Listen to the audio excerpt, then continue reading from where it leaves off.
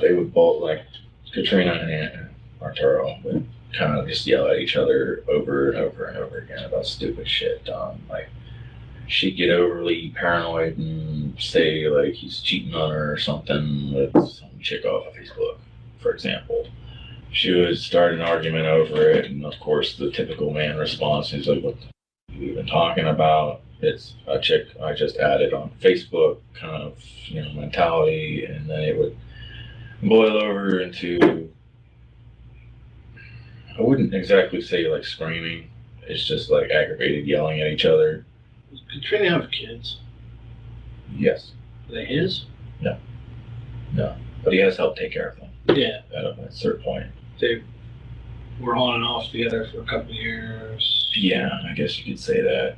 Like I said, they never used the term relationship together or anything like that in my presence. In fact, they both kind of agreed that that's never been a thing. But pretty sure Trina really wanted it to be. What's your feeling on this? On the whole thing? Well, obviously I came down to give a statement. I'm worried myself.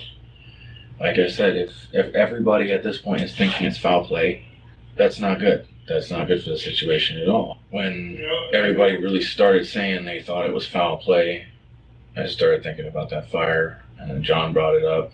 And I said, you know what? I've seen too many crime shows. This does not look good. And if this is what happened, he just made me an accessory, and I don't like that. I don't like feeling used. I feel like if that was what the case was, then he was trying to take me down with him. Like I said, I watch a lot of crime shows. I know, I understand the fact that the longer somebody's been missing, the less chances there are of actually finding them. I said that doesn't look good because he said they pulled a bracelet out of the fire, like a pit or something. We keep hearing that there was a bracelet. Who pulled a bracelet? He said the landlord of the property did. And I said, if that's the case, that's something she wouldn't leave behind. Landlord of which property? The Sherwood. If stuff was getting burned and we didn't know what the stuff was, and we found out it was a bracelet, then how do we know it's hers anyway? He said it was engraved with her name. Oh, well. But if he's burning her shit, what's the difference if it's a bracelet or... Well, like I said, if it's something that has her name engraved on it, that seems like something that would be rather important to her, in my opinion. Personal. Yes, very personal. As opposed to that, and they're saying that her normal belongings. That, and from what I hear, he still has a dog. Yeah, that's what I heard too. And from when I lived with her, that dog was treated better than a freaking toddler. Like, that was her baby. I don't see why he has a dog. I don't see why she would leave it. And like I said, I watched crime shows, and when he said that bracelet was pulled out, it was engraved with her name, that's a personal item, he was burning her stuff, I started thinking about it more and more, and I'm like, that just doesn't look good. I've seen this movie. John went over to the house, and he collected a laundry basket that has a bunch of ashes and stuff in it. So our crime lab guys are sifting through a pile of ashes now to figure out what the heck was in there. The fire department was called that day, so it makes it kind of gives us a nice marker of what day it was. Otherwise, who would know what day you had a fire? I wouldn't. So, you guys brought a bag over there? Yeah, it felt like shoes, like heels. I didn't really look at it myself either. Okay. Just kind of brought it there because we were supposed to burn the fire. You guys made a trip over there with one bag. Well, we needed to go get something to start the fire. I needed lighter fluid, so it was kind of wet. But you had other stuff to burn too, right? Yeah, but those were in trash bags. At any point, did you come to know what was in the bag? No, I did not. I believe that was just tossed in. The whole bag? Yeah. You didn't care about the bag?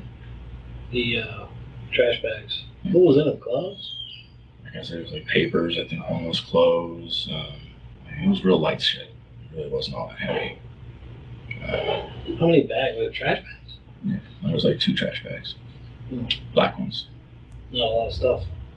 Not too much. Like I said, it was more paperwork just kind of tossed in the bag. And Is there anything that led you to believe that what he was doing was destroying evidence? Not at the time, but after I started thinking about it, when the missing reports came up, that's why I came Do you have any personal knowledge that she's dead? Yes, sir. Anything that would lead you to believe that you mention anything, that something went wrong? He didn't mention anything. He said she left him for some other dude. Didn't say who, no details, no nothing. Everybody thinks he killed him, which is a logical jump, I guess, but Yeah, now they're freaked out because I don't. some killer was burning his dead girlfriend's shit in her yard, you know what I mean? So they're a little freaked out. If that was the case, I really highly doubt that. He doesn't seem like the type to do that. I mean, then again, you don't even know people anymore. Yeah. If I had to say, I don't think he would. He did spend time in prison, so I'm sure he's got that mentality where he's got to do what he's got to do. But I've never seen him have really any urge to be violent.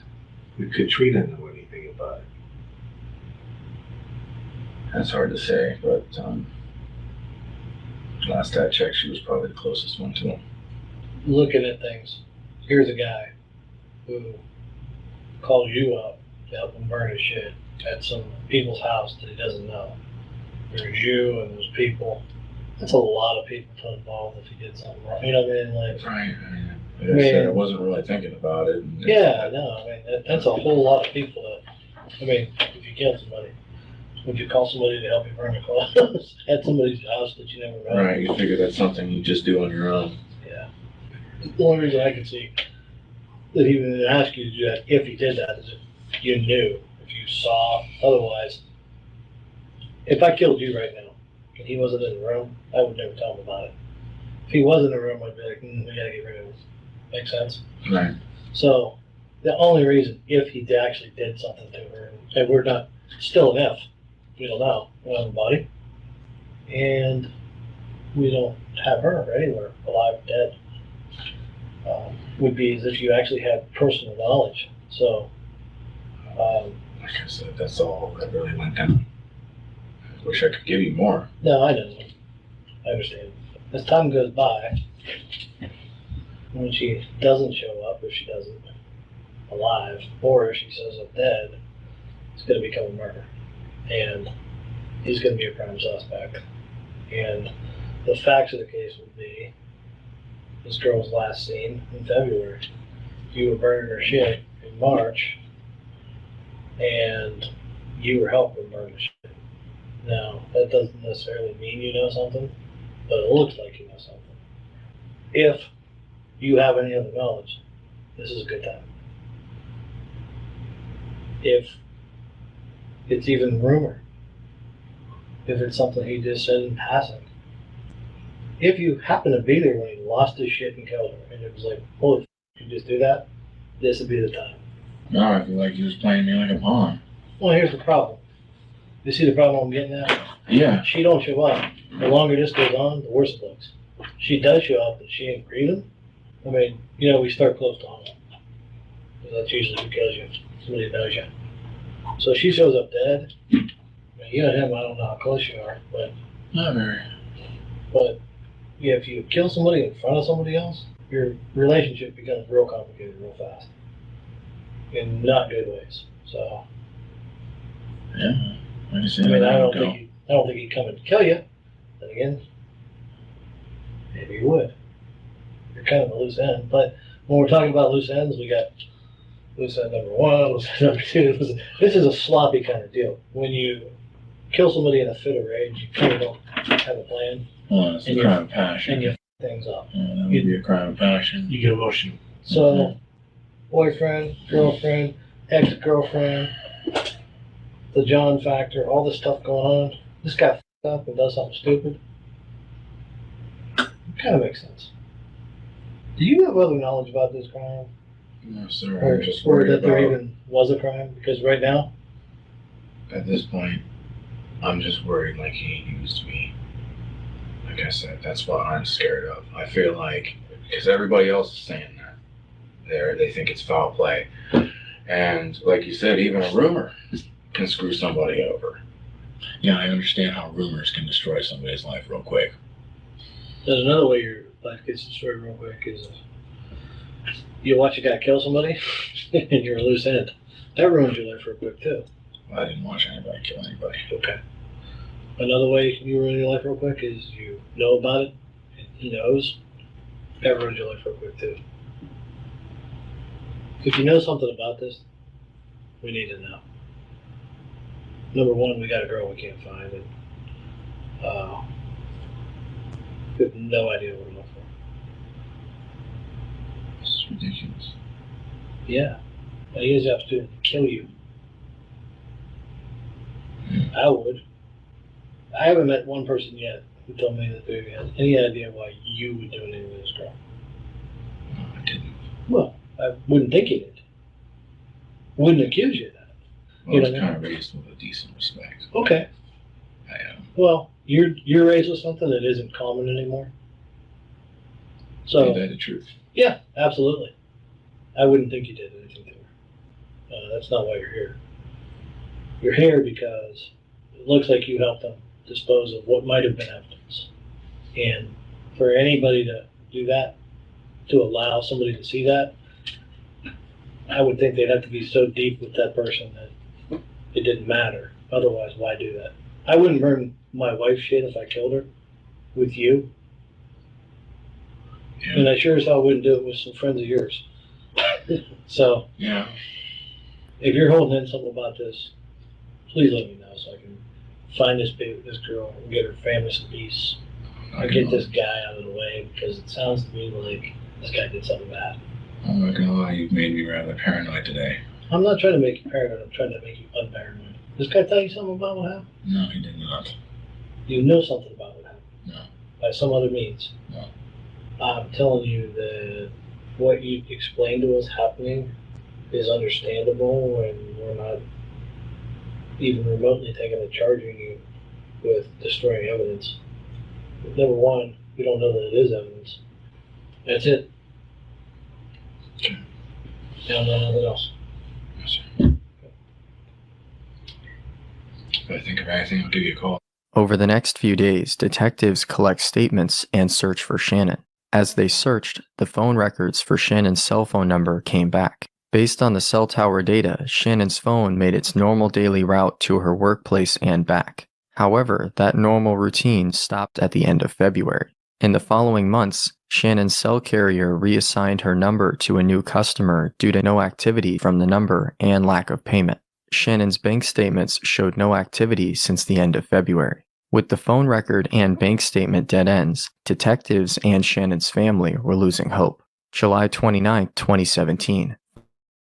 5 months after Shannon disappeared. In the nearby town of Campbell, a 911 call comes in. Well, my major emergency. Hi, my name is Ken Essenbar. I live in Campbell, Ohio. Okay. Me and my wife, we just found a dead body in our freezer. Dead body in the Freezer up. freezer? Yeah, All right, it's okay, sir. Is it a male? Is it a female?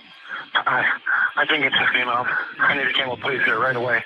Campbell police responded to the home on Devitt Avenue.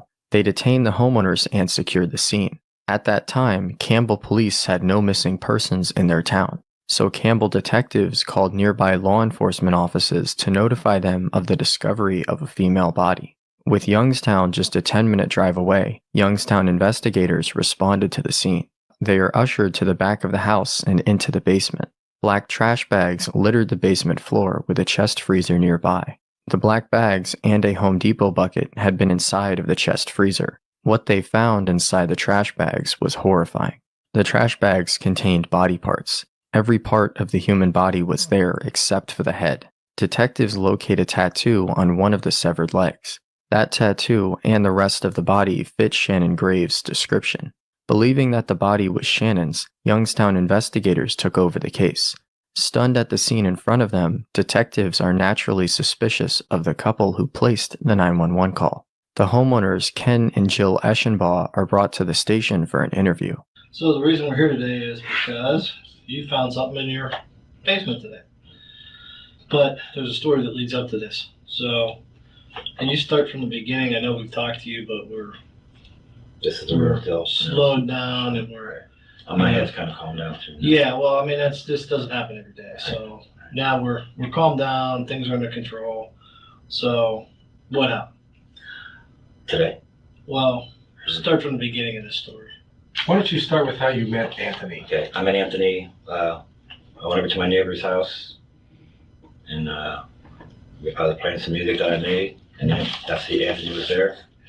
He liked the music. He said he was a rapper, you know. Everybody's a rapper. But he really liked my music, you know, and could we work something out, right? I said, okay, and I didn't think much of it because I always heard that from people. Then like 2 days later, he actually knocks on my door, you know. He had long hair at the time, long hair and ponytail. Right. How long ago was this? This had to be, I'm guessing, I'm right about on time, though, sorry, but I'd say between 4 and 4.5 years ago. Okay. And he said, hey man, I was going to hit you up on that music, I'll listen up. So, you know, we got along, and he just started hanging around, and, you know, we started playing Xbox together, you know, just typical friendship stuff, you know. And then me and my wife would help him out, you know. I said they had 2 kids down there, they always had gas off, or electric off, or water off, or something. We just help him out, you know, I mean, that's how we started, that's how we became friends. He was always with this Trina girl, I don't know, right, like, she'd get her income tax return, he'd be with her. And then end up with a run out, and then he'd be off with some other girl, and then income tax come. He does like 3 years in a row. He goes back with her because she gets like $6,000-7,000 or something. Did you know this girl named Star? I knew her from when Anthony brought her to the house. And when was that? First time I brought her was last summer. That was like his girlfriend at the time. Yeah. Okay. Did you get along? When the first couple of times they came over, yeah, they got along. But then after that, they just a lot of fighting and stuff. I even asked him, with the same problem as his other girlfriend, Trina, I asked him not to bring her around no more. And then I asked him not to bring Star around no more because they fight. They probably sat outside the house, you know, yelling back and forth at each other, happened this and that. Come on, my language right there, you know. Yeah. I just asked him not to bring her around.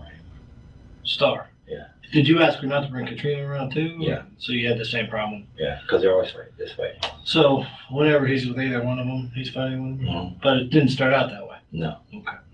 When's the last time you saw Star? Oh boy, let's see. It's been a while. It was the end of last summer. I guess it was around the end of last summer. Actually, it was starting to get cold because the pool water was getting too cold to swim. In fact, they came and they went to swim and it was too cold to swim. So it got to be like the very end of the summer. I remember we got some Mike's hard lemonade, you know, sat outside underneath the umbrella and thing. We drank a couple beers and then he had a little bit of weed. We smoked some weed. He went home. And that's the last time I saw her. Do you know her real name? No, I just heard you say it though, but I didn't know her name. If we showed you a picture of her, could you identify her? Yeah. So Monday, July 17th, he brings his freezer over. You tell him where to put it? Yeah. I told him, I said, as soon as you walk in the basement door, there's a little thing, just put it in there, you know. I said, there's a plug right there you can plug it into. Did you notice at the time there was a padlock on it? I didn't even look at the freezer. When he brought it out of the thing, he was on top. He got the top, Mike got the bottom of it, and Anthony got the top, you know, of it, and they carried it. And I didn't look at it or anything. And then you come down, you say, your outlet doesn't work. And I said, oh, we got struck by lightning last week, like right at the pole, and some of our outlets got burned out.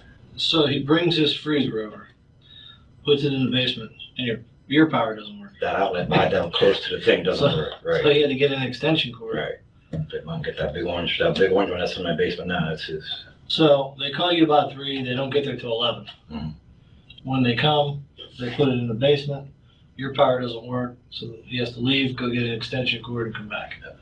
Then he plugs it in. Yep. Now, when do you first notice there's a padlock on this thing? The next day, my wife, she washed clothes. She Yeah. come up. She goes, "There's a padlock on the freezer." I'm like, "A padlock?" I said, "Why would you put it?" I said, "What? You don't trust us?" That's why I said, "Why you don't trust us? We're going to eat his meat." That's what I said. We're going to eat his meat. And then me and my wife started discussing, literally talking about Star. Like, what a Star is in there. I mean, just like kind of joking, but kind of not joking. At that point, you knew she was missing? I just had found out maybe, I get goosebumps, I'm sorry. I found out like maybe a week and a half. It's when he was at my house and this Trina was calling him. And he was like, "Stop, don't freak out, stop freaking out." And then he hung up and she called back again. He's like, "Just go in the house." When was that? That was the night I fixed his computer. So the 17th I brought the freezer. I think it was 2 or 3 days later is when I wiped out his computer. And that's the night Trina called him. And I asked him, I said, "What's going on? Why are you freaking out?" So on Monday night, he brings the freezer. Mm-hmm. On Tuesday, you find the padlock. Mm-hmm. And you already know Star's missing. Yeah. And you jokingly say, "I wonder if Star's in there." Right. Arturo, Anthony. You know him as Anthony. Do you know him as Arturo? No. You don't know that that's his real name? I mean, I know that is his real name, but I'm wish I had my last name. Yeah, that's the last. Oh, that's it. Okay. Yeah, that's Anthony. Yeah, that's Star. Let's start. Katrina and Anthony, pretty tight. You think she knows about this? I personally, you mean like my personal opinion? Absolutely. They never have any money. He just got the job out of back. That freezer looked brand new to me. We were talking about what to have for dinner, you know. So I can make some spaghetti sauce or whatever. Blah, blah, blah. And I was over there for maybe a half hour or so, 40 minutes. Came back, sit on the couch smoking a cigarette. My wife's sitting next to me. And she's just sitting there, and I just look on her face. You know, I've been together 30 years. And I said, "What's the matter?" Oh. She said, "I opened that freezer up downstairs." And I said, "And?" She said, "There's a 5-gallon bucket and a big black garbage bag." I said, "Did you look in it?" She said, "No."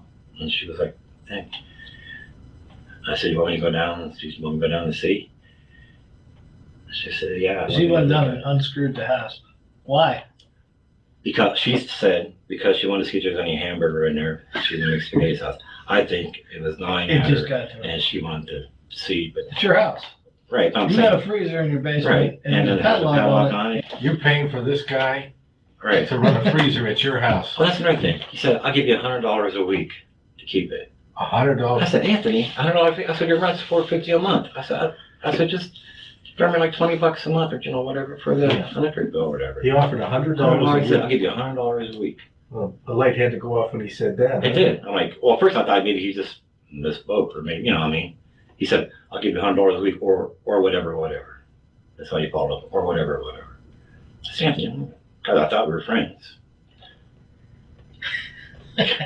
So I'm he like, brought a "Don't worry." locked freezer to your house and I didn't- offered to give you $100 a week. Yeah, well, I didn't know it was locked. Yeah. My wife told me. I just figured, well, you don't want us to eat the meat. I went down, I undid it, and I opened it. As soon as I opened it, my stomach just flipped. Then I just like, what? That's how you store your meat? So I picked up the bag, it was pretty heavy, the big one. And I picked up the 5-gallon bucket, and I set it down, and I open it, and there's a backpack. I'm like, take the backpack out, open it up, there's a green garbage bag. Open up the green garbage bag, another green garbage bag. But it's frozen frozen Big together. solid block. Right. So got these scissors, and it smells really bad. I'm like, why would it? That's when I knew. I was like, why would you wouldn't put rotten meat in the freezer and freeze it and then rot in the freezer because it would be frozen. And so my wife's looking, and it just looks so weird to me. I've seen lots of rotten meat and thing working in restaurants and thing. And my wife said, "Nah," she said, "just put it back in the thing." I said, "No, Joe, I'm looking." I said, I've never seen nothing like this. No kind of meat or nothing like this. I had the other bag sitting on the floor. I couldn't get the knot out. It was like frozen. I just couldn't do it, and then the strength to get it out. She said, "You want me to get you some scissors?" I said, "Yeah." She brought me down a pair of scissors. Well, hell yeah, you gotta get in there Right. now. I said, I got to see what's in here, And then and then I'm like, it's not covered. Meat's not covered. And then I recognized the foot and the thing, and I just my wife grabbed her head and I grabbed You mine. knew it was a body. And I said, I turned around, I said, "Call the police."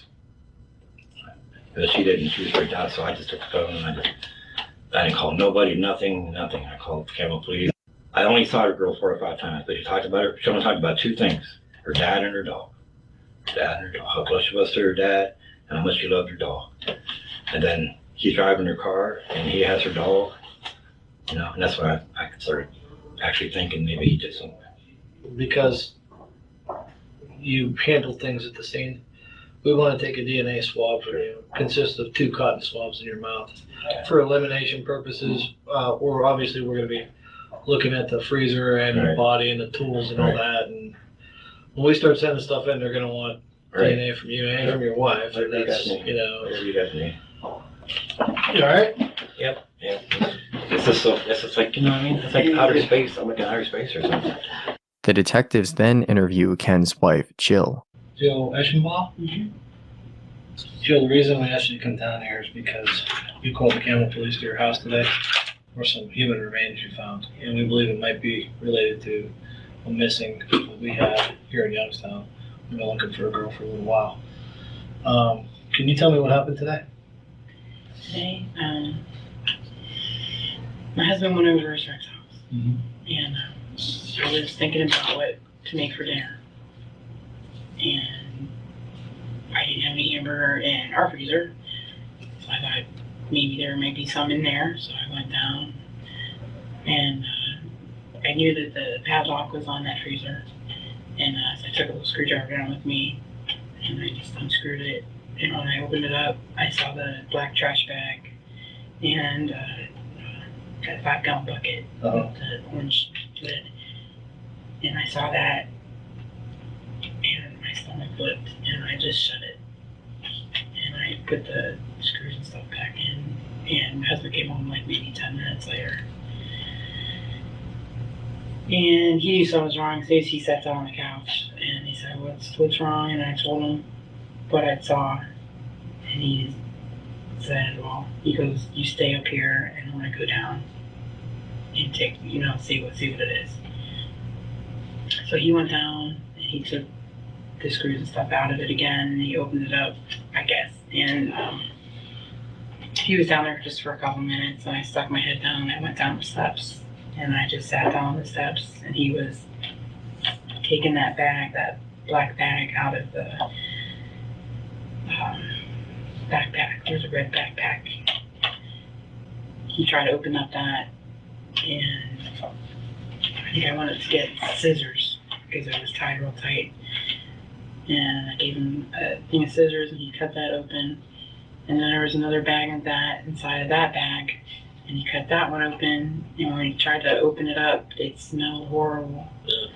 I thought it was spoiled meat at first. I was hoping that it was just spoiled meat. And I said, it just stinks too bad. I said, just put it back. I said, just wrap it up and put it back in the backpack. And he went to go open the other one, and it was the same thing. It was tied, and then he cut that one, and then he opened, there was another bag inside of that.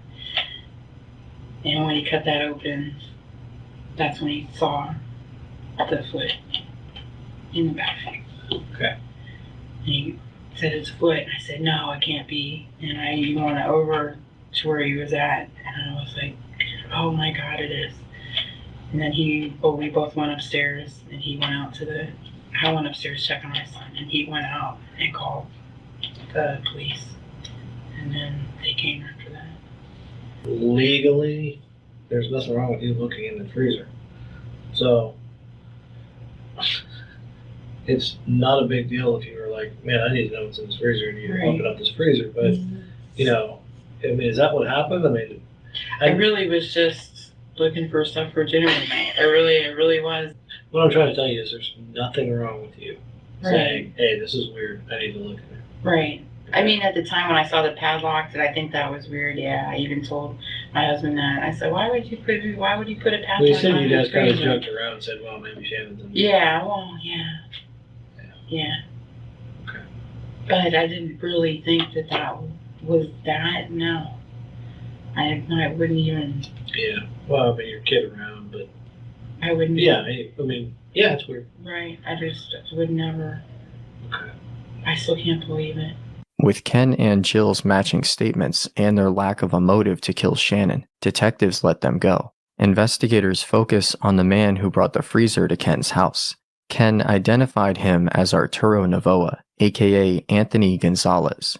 He was Shannon's boyfriend at the time she disappeared. With the witness's identification and Shannon's name on the lease, detectives obtained a search warrant for Arturo and his girlfriend Katrina Layton's residence. That residence was Shannon's former apartment. During the apartment search, detectives observed a large meat cleaver stuck in the front door frame.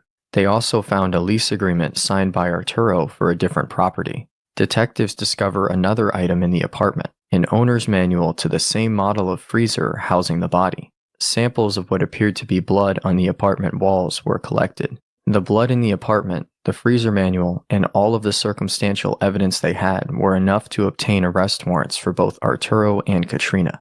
The question is, where was she between February and July? I don't know. I didn't even. Right now, she's in your freezer. Well, So- that I didn't know. Oh, okay. I told you about 10 times that the missing girl is dead in your freezer. I'm looking for some kind of reaction. But Because You don't look shocked at all. yeah. no, it's not that. I'm just trying to process everything. Oh, okay. Let me ask you something. Forget all this. Did you kill her? Hell no. Were you there when she was killed? No. Okay. What? Well, sure looks like you did. No. What do you mean? It looks like I did. She's in your freezer. The one you paid for. So it kind of looks like you killed her. I can't sit in this room with the door shut. I'm getting claustrophobic. You used the small rooms. I didn't do anything to this girl. You used the small rooms. How are you gonna accuse me of this? What the man? Detectives then speak with Arturo. Must be serious enough to pull me out of work. I wouldn't do that if I didn't have to. I missed out on 4 hours of work today. Okay. Here's what I'm gonna do. I'm gonna read you your rights. I'm gonna tell you what changed, and I'm gonna have questions for you. You may want to answer them, you may not. You may have questions for me. I don't know. You're definitely under arrest. I wouldn't have sent them out there if there wasn't a warrant for your arrest. Let me start out by reading your rights. I don't have to answer anything now, even though I'm signing this, right? But No, it's just correct. allowing you to question me. Yeah. Okay. You don't have to answer anything you don't want to. Okay.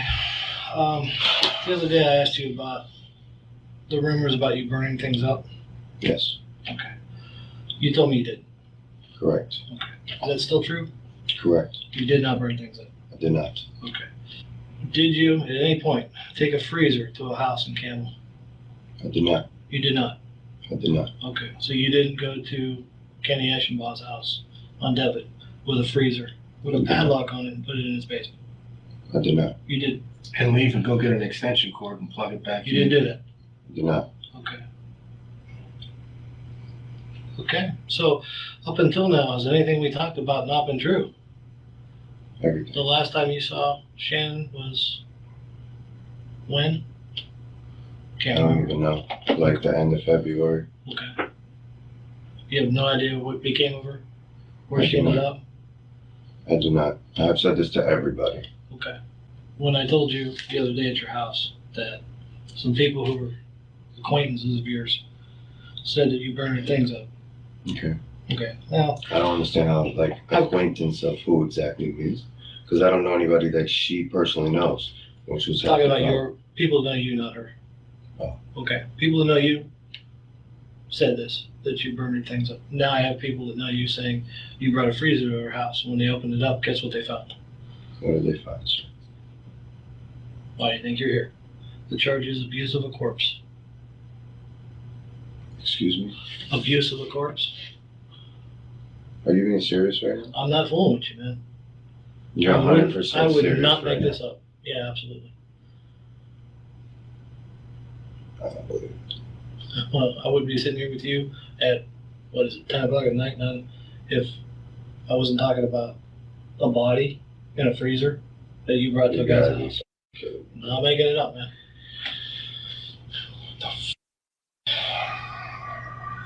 I'm trying to figure out how all these people that are not her friends, they're people that you know, are saying this. Alrighty then. Wow. Alrighty then. Something's wrong here. This is up. It's I need kind to of, make a phone call. it's kind of too many people. The thing is, I don't do anything but work and sleep. So when somebody tells me that they're even remotely talking about me or saying anything about me at all, it kind of baffles me. Okay. Because all I do is work and sleep, work and sleep, work and sleep. Okay. Got all these people who know you. Well, we're gonna have to, I'm definitely gonna have to make a phone call Okay. because this is some up shit that you're telling me. Yeah. And I don't really believe you, but I have no choice but to believe you because I'm sitting here. No, we don't do this for. We wouldn't make it up. We sure as shit wouldn't arrest you for this not having happened. Right. You know what I mean? Obviously. So I basically got all these fingers just being pointed at me. And we're really kind of hoping that it's Shannon. This is Because if it's not, then this guy says you brought a body to his house and it's somebody else and Shannon's still missing, then what are you, some kind of serial killer? So This we're is hoping it's Shannon. Definitely not, man. This is gonna take so long. I'm losing my job. You're gonna lose your job? Did you hear what I said? This ain't about your Outback dishwasher job anymore. There's a body in a freezer. And the guy said you brought it to his house. Yeah. Now, whether it's her or not, you understand whether it's her or not, doesn't matter. Your dishwasher job at Outback is okay? That's a weird thing for you to say. Like, my job's Trying to tell you, like, if I'm trying to tell you I don't know what you're telling me, then obviously, I mean, excuse my language, but okay. if you're trying to tell me all So- these fingers are pointing so at listen, me and I'm telling you, supposedly went to this house and supposedly put this thing in this guy's house, this is insanity to me. It really is. So I'm trying to figure out where something might have, like, I'm somewhere telling you, might have went wrong. I'm telling or- you that 4 people who know you said you burned her shit up, and now 2 people who know you said you brought a freezer with a body in it to their house, and you're talking to me about your dishwasher job. I'm like, what the f is wrong with you? Because that is not the normal But I reaction. just got done telling you I don't talk to a lot of people, Okay, like at all. 4 Like, people. literally, I can count the amount of people that I talk to in my Anthony, hand. 4 people saw you burning your shit, and 2 people said you dropped a freezer off at their house with a body in it. Hey, did you hear what it said? I'm hearing what Okay. you're telling me. All right. So I don't care who you talk to and what you do with your personal life. Why would I do something like that is my I have point. no idea why you would do something like that. None. I've got a few ideas. I even got a few ideas that you didn't do something like that. But you know who did. But that's something I would like to hear from you. So I've tried to learn everything I can about what's going on in your life to the best I can do without being in your life. Because you are a private person. And what have you learned from my life, sir? There's a couple people in your life. You're getting pushed and pulled in a couple different directions. You've got a job. You had a few scrapes with us. Nothing serious. I've learned that inside your apartment there was some blood, which don't really look too good right now when this girl's missing. I would like to The know. only blood that I can possibly think that you might have Listen, found in my there's a lot of apartment is reasons. mine, for There's a sure. lot of reasons why there might be blood in your apartment. But when you add that onto the fact that these people saw you burning some shit, and when we went through the shit, figured out it was hers because her bracelet was in there. And when you add in that these other people who know you have a freezer in their basement that they say you brought over there, it kind of, we're past the point of no return on this thing. Like, you didn't bring no freezer with a body in it, and you don't know what's going on. Right. That don't happen. So there's a big part of your life that I'm not a part of, and that would be the part where you got a freezer with a body in it. I wasn't with you. Apparently. So Like, how do I end it up in would this be, position? it would be very interesting to me to find out how you came upon a freezer with a body in it. That would be very interesting to me right now. It would also be very interesting to me if that's Shannon in there. It's a bad thing to say, but I'm hoping it is, because if it ain't, then I gotta wonder what the do I got here. If you got a freezer with a body in it and it ain't hers, what the see what I'm saying? So I got a lot of questions, and none of them are good. You have an apartment that was your missing girlfriend's apartment that you're still living in. It used to be ours, but yes. Yeah. You also have a new house that you guys are paying rent on, but you don't live in. And according to Katrina, the only thing that you guys owned in that place was this freezer. You have a half a house that you're paying for that you don't live in, that you don't keep nothing in there but a freezer that just happens to have your dead ex-girlfriend in it. So it kind of looks bad. I don't have anything in that house. We literally Not had no anymore, furniture, no. Yeah, nothing. We literally had nothing in that apartment. So you never moved Nothing. anything in that apartment? We never moved nothing in that apartment. Okay. Like, we had nothing in there. All we did was just pay the rent. All we did was just simply get an apartment ahead of time so we had a place to lay our head. You know, my lease is up in September. Like, I gotta make sure I got a place to stay. I mean, yeah, I got my apartment on the east side, but that thing is just, it's basically tore down already. Like, I have no bathroom there. I can't really have company there. I do music. I can't really be loud there. I mean, I can barely walk without my mother screaming at me. So, I mean, I don't really have any leg room over there. We're like way off the beaten path of what we're really talking about here. There's a freezer with a body in it. In Camel. The guy that you do music with says you brought there. It's impossible because I didn't do no such thing. Okay. Shannon has a direction card.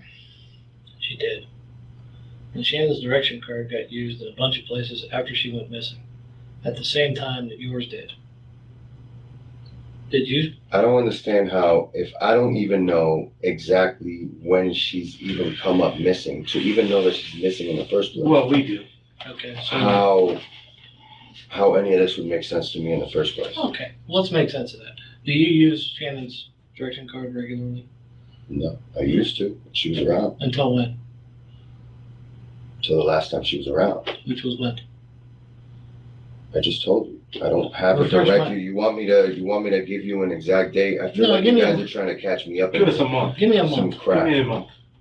February? Okay. So in March and April, when you were using her direction card, did you happen to be with her and just you're not telling us you were with her? Were you helping her hide out? So you want to ask me about somebody else's direction card when you know that it's illegal to share, trade, or sell food stamps in the first place. And you want to sit here and ask me about somebody's direction card. Yeah, I do. Yeah. Wow. Absolutely. As if what you're telling me isn't bad enough. As if after I tell Hey, you you're worried a about- body in a freezer, direction card fraud is baby shit. Yeah. Absolutely. Can I make a phone call? Because I'm going to need to obviously get a hold of a lawyer. Oh, would you like to talk to a lawyer? I would like to call my lawyer, yes. Okay. With Arturo denying any involvement, detectives speak with Katrina again. I wanted a new freezer for the house because we needed it for the fridge and the freezer. Katrina, he's gonna say he doesn't know nothing about no freezer, and you're making that up. Well, then how did her body get in a freezer over to Kenny's? Exactly. I don't know that. I mean, it was the money. I thought he was buying one. I don't know. Listen, if you gave him money to buy a freezer, and there's a freezer. It was supposed to be at the new house. That's all I know. I know I didn't kill her. I have kids. I have a job. I know I didn't kill her. All he's got to do is trade you for him. That's it. See where this is going? You understand we're at the end of this road? So what am I supposed to do? Just tell the truth. I don't care what you said before. Just tell the truth. Tell us what you know about everything. Stop doing this and just tell the truth. It's not going to get better. No, I know that. Okay. I just know I gave him the money to buy the freezer. I thought. Trina, tell me everything you know about everything. It's the only way to fix this. I just know what he told me. I don't Tell know me. what he did. Tell me what he told you. When I moved in, he told me that she was gone, that she left with some guy in his car, and that. I'm sorry. And she left with some guy, and she took all her stuff, and then she said she was gonna be back for the dog, and then she never came back for the dog. He said that they had an agreement about the car. He was gonna drive the car until she came back for it. And then she didn't go back for the car either. You understand this looks like you did it and he helped you. I know. That's what it looks like. And me sitting here trying to be impartial, I can't assume he killed her. I can't. He was getting what he wanted from her. The only person with motive here was you, hon. Understand? See what I'm saying? I did it, but I mean, why would I even do something like that? I have my kids, I have my job. Your boyfriend. You understand how many people are in jail for that? It's not complicated. It's real simple. She took what was yours. Yeah, that doesn't make me kill her. No, you're right. I've been in a situation. Of course not. I didn't like her, but I didn't. I understand that. But you gotta understand what it looks like. She screwed your boyfriend, then she disappeared, and then you got all her shit. And she's in your freezer that he says he don't know nothing about. Just tell me what happened. It's got to be better than what it looks. It can't be as bad as it looks. I mean, I didn't. It cannot be as bad as it looks, can it? I don't know anymore. Katrina, did you kill her? No. Okay. Did you take her apart? No. Did you put her in that freezer? No. Did you put her in Kenny's house? No, I didn't even go to Kenny's. Okay. So tell me what did happen. Because nothing you're saying is making no sense, huh? You can't leave it like this. It doesn't make any sense. Nobody's gonna look at what you say and think it's reasonable. Nobody. Sorry, they're my kids. I didn't kill her. You understand, you are swearing this on your kids because when you go, I didn't kill you her. understand I what's get gonna it. happen to I you? didn't kill her. You're gonna go over there and you're not gonna come back for a long time. I didn't kill her. This is it. You're leaving. You're going for a ride. This is it right now. This is your moment. What you do in the next 30 seconds is going to depend on what happens the rest of your life. And probably your kids. I understand. Okay. I'm trying not to panic because. I don't want you to panic. No reasonable alternative. Right? What do you mean? You don't have any reasonable explanation for why this woman's in your freezer. I mean, obviously somebody put her there. Okay. Obviously. Thanks. But if Anthony did it, then he needs to fess up to it. Not if he didn't do it. Not if you did it. If he's helping you, then he doesn't need to fess up to it. And he has his rights too, you understand? I understand. Okay. He didn't buy a freezer. You did. He didn't buy an apartment. You did. He was getting what he wanted from her and you. Why would he kill her? I was just under the assumption that we were getting back on our feet. You're not getting back on your feet. Because It's not going to be okay. I was trying to pay stuff. He's going to jail and so are you. You're not going to get back on your feet. That's not going to happen now. That's done. But I'm telling you, I didn't kill her. Why are you asking me if did I take her apart? Why are you even asking me that? Because she's not one piece. What do you mean she's not one? You just said there's a girl in the freezer. Yeah, well, you know what? She's in the freezer, but she isn't all one nice big piece anymore. Oh my god. So you see what I'm saying? The only reason that we even think you bought it in July is because you said so. How do I know you didn't buy it when you moved in because there was a dead girl on the floor and you didn't want your kids falling over? You see what I'm saying? I get it. I knocked on the door on July 17th. And on July 17th, that body moved. All the way to Camel. I didn't even know you. One of the days when I was knocking on the door and everybody was playing hide and seek with me was the day that the body got moved. I'm being honest with you guys, though. The only reason I don't open that door is because what was going on with Tim and Tanya. Okay, but how do I know it's not because that freezer was on the other side of the door with a girl in it and you were like, because that's how I would have been. You see what I'm saying? No. I'm knocking on the door and there's a dead girl in there. You got to be like, I mean, I get it. I get it. I okay. get where you guys are coming from.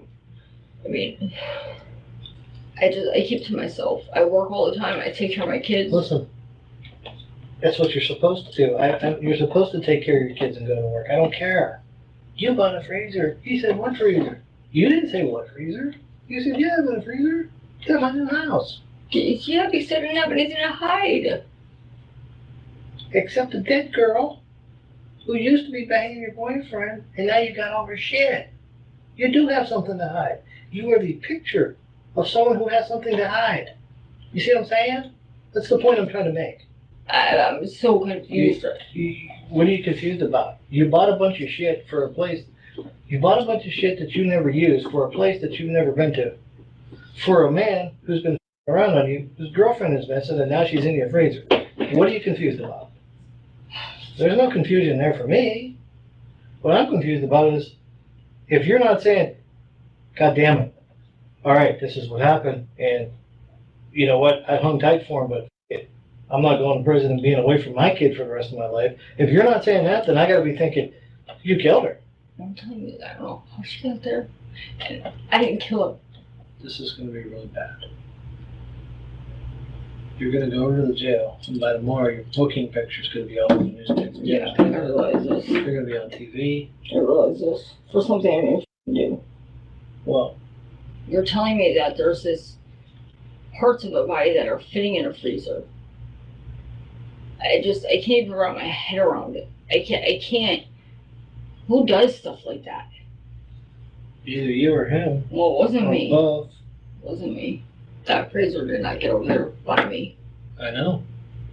Doesn't matter. I did not put it there. Totally agree with you. Never I did said you not. did. I did not put her in it. Didn't say you took it over there. Don't know if you put her in it. I definitely didn't put her in it. Wouldn't have took much. I girl weighed more than I did. I Yeah. can tell by pictures. Yeah, but not now she don't. I can't lift over 10 pounds. That's about the size of the pieces. I'm saying I cannot lift over Yeah. 10 pounds because of my back and my shoulder. They're trying to I'm figure working, out I can lift that. why break her up like that. Because he could have picked her up easy. You see what I'm saying? Everything you say makes it sound like it's you. You couldn't pick her up. Okay, that explains a lot. Because he could. He could pick her right up and pop her in there, not a problem. You couldn't. Unless you made her into small pieces, which just happens to be what happened. That's just gross. I know. This is going to get crazy, and you have children who are going to go to school, I know. and they're going to say, your mommy chopped people up. How many did you get? You see what I'm saying? Like, I'm trying to put this thing down now. No, I realize Okay. that. And this is going to be ugly and I know. public, I know. very public. I know. You understand that this is the kind of thing that may bring, like, CNN here? Yeah. Okay. Mm. No matter how bad it is, I need to know what happened to Shannon. And hope to God that is her. I mean, Because if that ain't her, I don't know what to tell you. I know that I did not do anything to her. Okay. I know I didn't do anything. Tell me what you know about what happened to Shannon. Please tell me that is Shannon. Because if it's not Shannon, we're going to have, I don't know what's going to happen here. Tell me that is Shannon. Tell me it's not somebody else, because I got some other missing girls right now. I mean, I don't even know how to answer that. I'm asking you. Please tell me that that is her and it's not somebody else. I don't know if it's her because I didn't put it there. I mean, I'm pretty sure she's been dead a while. You know, I mean, we'll know exactly how much, but I'm saying March. Like the week you moved in, she moved out the hard way. Katrina, when I started knocking on your door, it appears to have created a reaction. It appears that when I knocked on your door on that Monday morning, and I got no answer, and I started looking around that apartment, it caused this body to be moved in that freezer. I'm trying to think of every possible reason why, even though everything is doing this to you, it's not you. I'm trying. What I'm saying is, if I for 1 second even thought that there was a dead body in a freezer, I mean, considering the fact that I have my kids Yeah. and everything else, All that. I mean, I would have came to you guys Okay. because of the fact that that's my kids, that's, my job, my career, I like, know. I'm just. This is how it looks. I get that. I just don't. That's her in there. I didn't have nothing to do with it. Oh, it's not her in there. Did you have something to do with it? I didn't have nothing to do with it either way. Okay. You have anything to do with the girl in the freezer? No. Okay.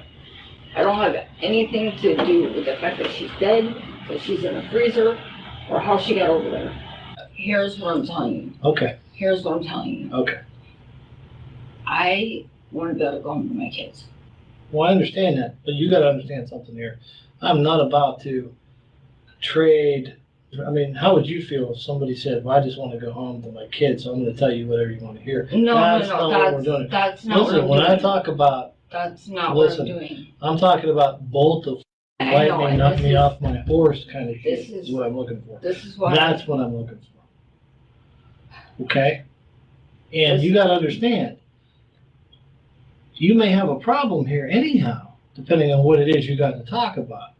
I need basically to know what to do to be able to go home to my kids because I had nothing to do with this. Well, I had nothing here's what I'm to, gonna tell you. what do I do? With everything I know right now, you're gonna be charged with abuse of a corpse. And you're gonna go tonight. The longer this goes on, the more it looks like you're just doing what you gotta do to save your own ass. And I'm exhausted. I mean, I'm sorry, but it's been 8 hours and that's it. That's all I got. You may come out of this fine. I kinda get the feeling you won't, but you may. It happens.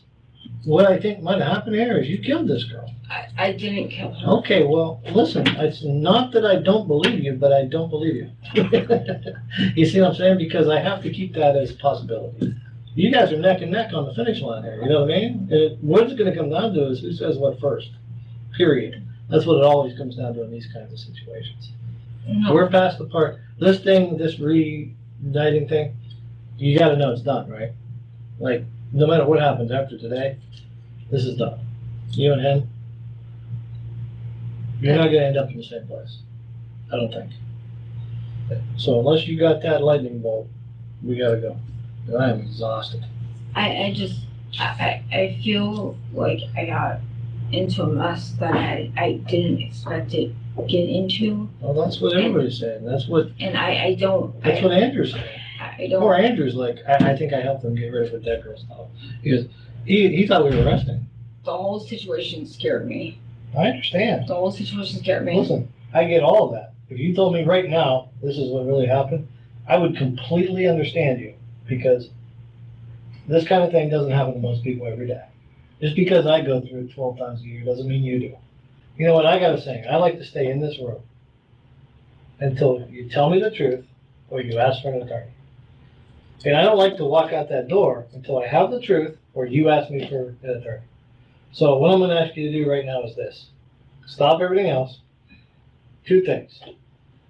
Tell me what happened or ask for an attorney. Because I'm not gonna be able to rest knowing that I didn't stay in here as long as I possibly could with you. So which way is it gonna be? You're there, I can see it. I can look at you right now and tell that you are about had it with this, because I am too. I just. Either tell me the truth or ask for an attorney, please, so we can end this, because this has been way too long. Even I think you've been in this one too long. I'm really scared that I'm gonna go to jail. There's something I need to do. Okay. I will tell you that I will keep working every possible lead to do one of 2 things, because I have 2 jobs, to either catch you for what you did or free you for what you didn't do. I have 2 jobs.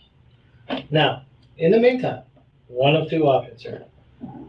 Tell me you want to stop talking, you want to speak to an attorney, or tell me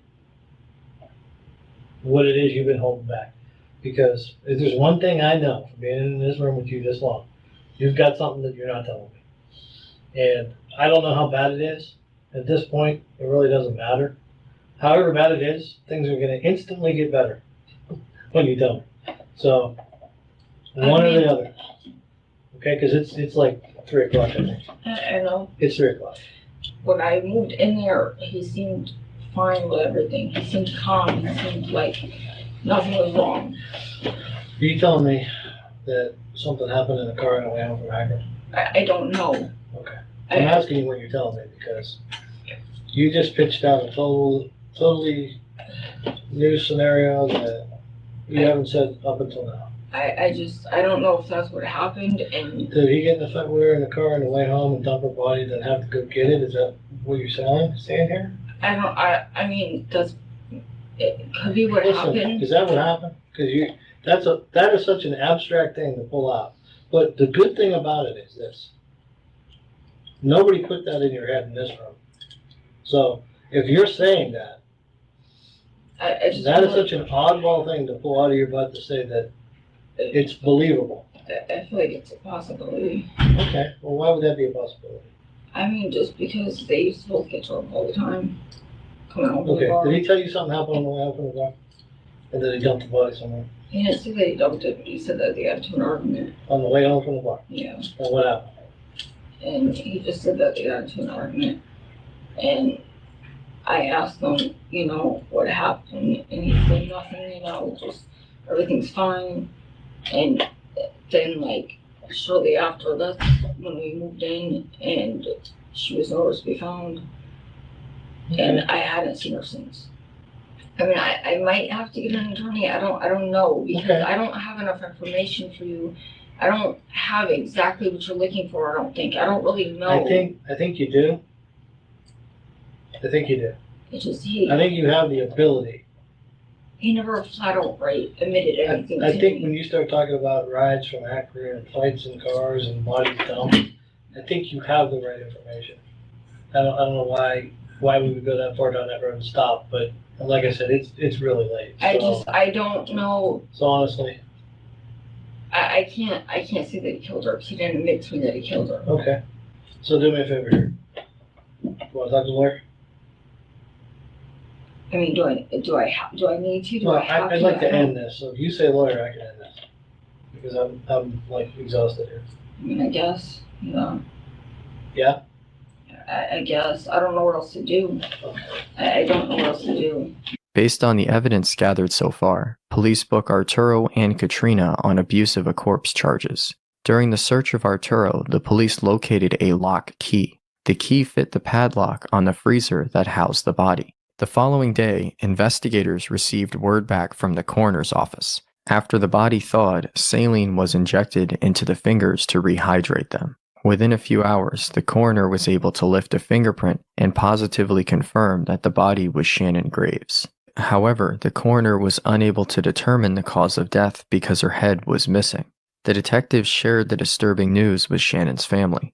Shannon's half-sister Debbie described it as a nightmare. She wondered how someone could do what they did to Shannon. With Arturo and Katrina's mugshots plastered across the local news, a witness who had interacted with the two came forward. So the reason you're here is you saw our people on TV. Yep. Okay. You saw Katrina Layton Mhm. and Anthony Gonzalez. Yes, sir. He made some kind of internet order Yes. what they shipped to Walmart to save on the shipping. Yes, sir. And it came in batches, not all at once, Not at once. but by the 11th of March, Yes, sir. all of the items that he ordered Were in. And Yes. what were those items? They were bottles of sulfuric acid. I don't know if it was like drained sulfuric acid. My paperwork just said, Sulfuric acid. yes, All right, bottles of them. yes. Anything else? You either have to give me an order number or a photo ID Okay. But You verify are. that you didn't give somebody stuff, to the wrong Somebody person. else. Correct. and then your real customer comes in and you're like, hey, where's my stuff? Correct. Okay, that makes sense. So on the 11th, you're working, Yes, sir. and both of these people that were on TV, Katrina and Anthony, come to the place Yes, sir. and tell you that they'd been there the night before, Yes, sir. that they couldn't get what they ordered, and now they want it. Yes. Okay. So now you're looking into the order. Yes. And what happens? So then I go, obviously your name is not Chicken Man. I cannot give you this order. Okay. He goes, my phone must have auto-filled it in. Gotcha. Okay. Possible it happened, I go, but I still can't give it to you because that's not your name. I go in there, his email was chickenman at like Gmail or something, So I said, okay, let me go discuss this with my manager and see what they say about what we can do. Okay. So I go to AP because this is like, I have already contacted them about the crazy boxes under Chicken Man coming in. So they knew. They wanted me to come in there when they came in. So I did. So I go in there and she looks at them on camera. She's like, okay, do they see? I'm like, they seem a little funny, but said their drain's clogged. And that Chicken Man was her email. She said, okay, so can they like add an alternate pickup person? Because that's something you can do too. So if you can't make it in to pick it up, you can go back into your Walmart account and you can add somebody to pick it up for you. I will add their name to their account. Right. I said, I don't know, I could see, it sometimes that does take 24 hours to So- update. AP wants a proper identification of Correct. somebody on this. Right. Okay. So I said, okay, that's fine. So I went out there, I said, if you guys can add one of you guys' name to the account to properly pick it up, then I can properly release it to you. Mhm. Katrina's like, okay, and she added her name to it From her phone? from her phone right in front of me. Okay. I said, okay, well, it could take 24 to 48 hours that day. Sometimes it does. Yeah. But she got lucky. It went right through. Okay. So I said, okay. She gave her ID. I looked at her ID. It matched. I So said, all she right. put her name in, Mm-hmm. authorizing her To pick pick it up. it up. Mm-hmm. She did. Yes. Yes, sir. And then she gave you her ID to prove she was who she said she was. Mhm. And now you have proper ID. Yes, sir. At any point, do we ever identify Chicken Man? Chick Man never gives an ID. He just stands there. Anything else you think is pertinent to all this? Or? It's crazy. Yeah. It's like eating me. Yeah. To know two people can stand in front of you and possibly have done something so Well, here's what you need to know, okay? gruesome, At this point, it's scary. I believe this girl's already dead. So it's not, they didn't use this to kill her. Right. That's not what they did. But to know that Yeah. they were still standing in It front of you is. after they did it is Absolutely frightening because we were this creepy. close. Yeah, I know. And they looked at me like, how can you go about a normal day? Months pass as investigators build their case against Arturo and Katrina. As Katrina's trial date approaches, she takes a plea deal. This deal required her to divulge the truth about what happened to Shannon. Detectives discuss Katrina's version of events during a third interview with Andrew Herman. Andrew, Yes, sir. this is our third interview. We were asked to find you, get a third interview because of some new information in the case. When I came to find you, you and your wife asked if you need a lawyer. Said that it's up to you. You have a lawyer. Even though you're sitting here with your lawyer, I still have to read you your rights. We're getting a little more accusatory in our conversation here, and that's the reason.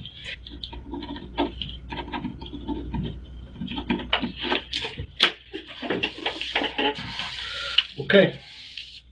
During Katrina's dealings so far, she has since decided to cooperate against Arturo, has got herself an OR bond. She's out of jail now.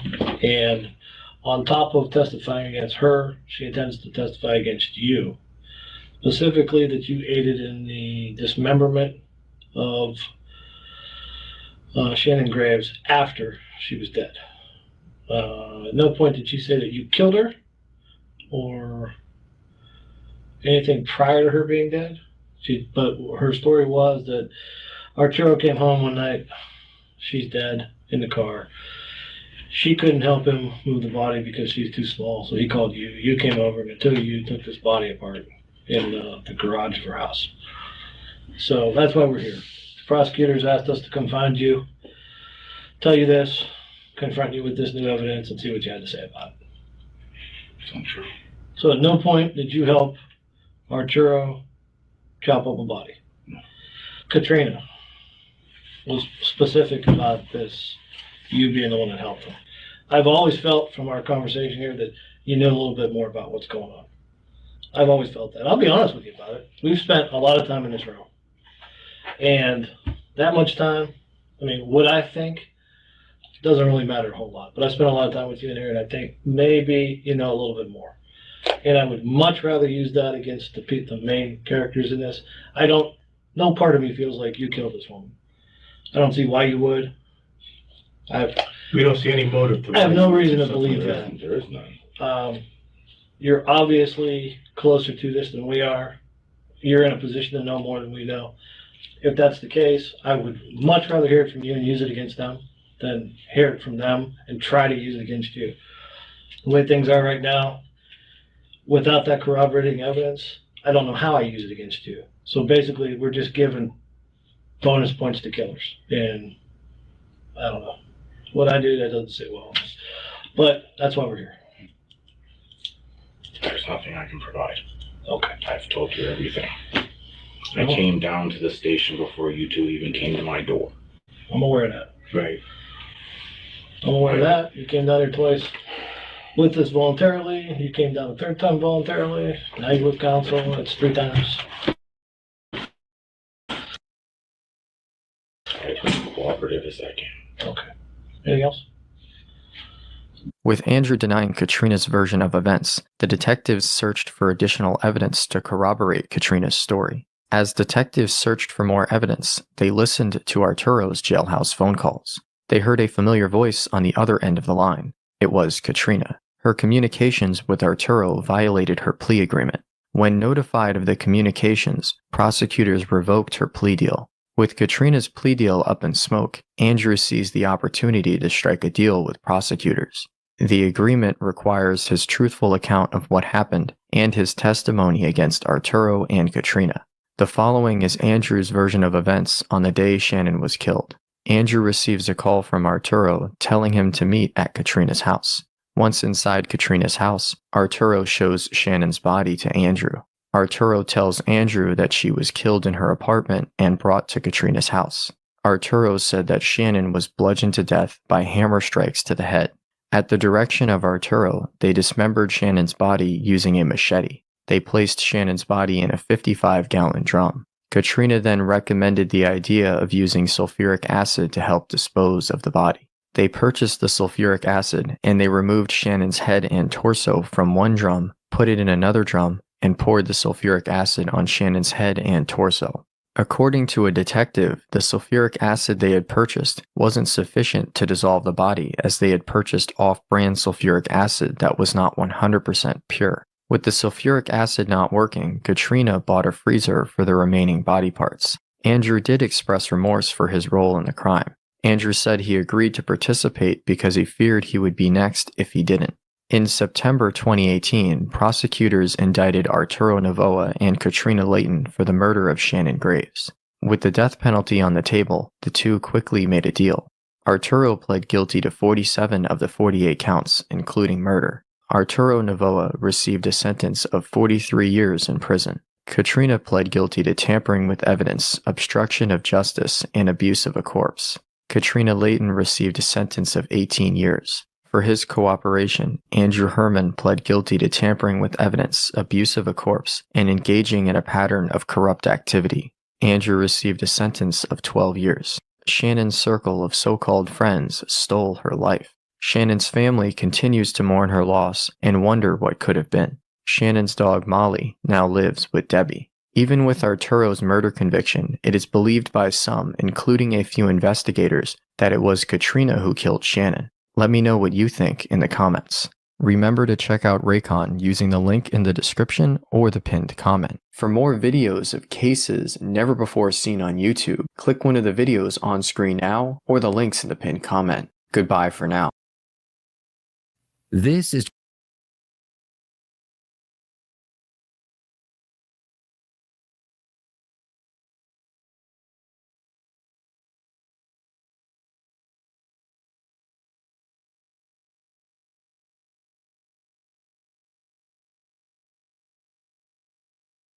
I have no idea why I am the apparent star of the show here.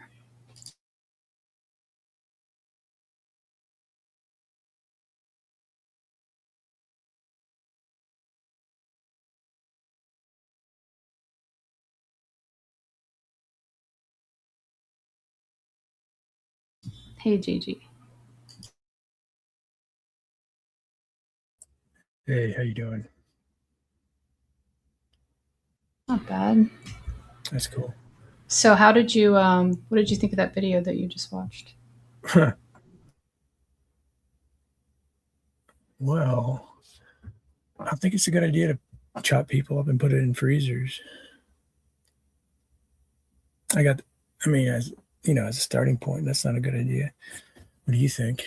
Generally speaking, yeah. No, I just meant the interaction, the person doing the questioning in the beginning and then just all through leading through that whole thing and then, that whole bit mostly. Yeah, I think sometimes the detectives are comedy to me because they start saying stuff like, man, it's been 8 hours, I'm tired, just tell me the truth. It's like, it gets kind of silly sometimes, like their techniques, and they're so deceptive. But aren't they allowed to lie? Yeah. It kind of quells it when you know that they're putting somebody like that behind bars. That helps, but just so deceptive. As long as they're guilty, right? As long as they're the right party to. Yeah. I'd like to find some videos of detective lying and being caught in a lie. I don't know if that's available. It's probably not a good look for the for their department to post stuff like that. Yeah, but I mean, I wonder, if they're caught in a lie, I want to see the ones where they don't get the department to sort of scramble to cover it up and then it never gets addressed properly. Like I want to see it cases where it actually follows through to like charge people with crimes and stuff. Yeah. Maybe you can get that stuff after a number of years have gone by. Maybe that particular detective's left or has retired or passed away. I mean, should the public be able to know about stuff like that? I mean, it's an interesting question, right? When they go in to be interrogated, they usually know they're being filmed, so it's consensual. But for it to be released publicly, that's going to be an additional step, and you got to wonder who has the final say there. I don't know.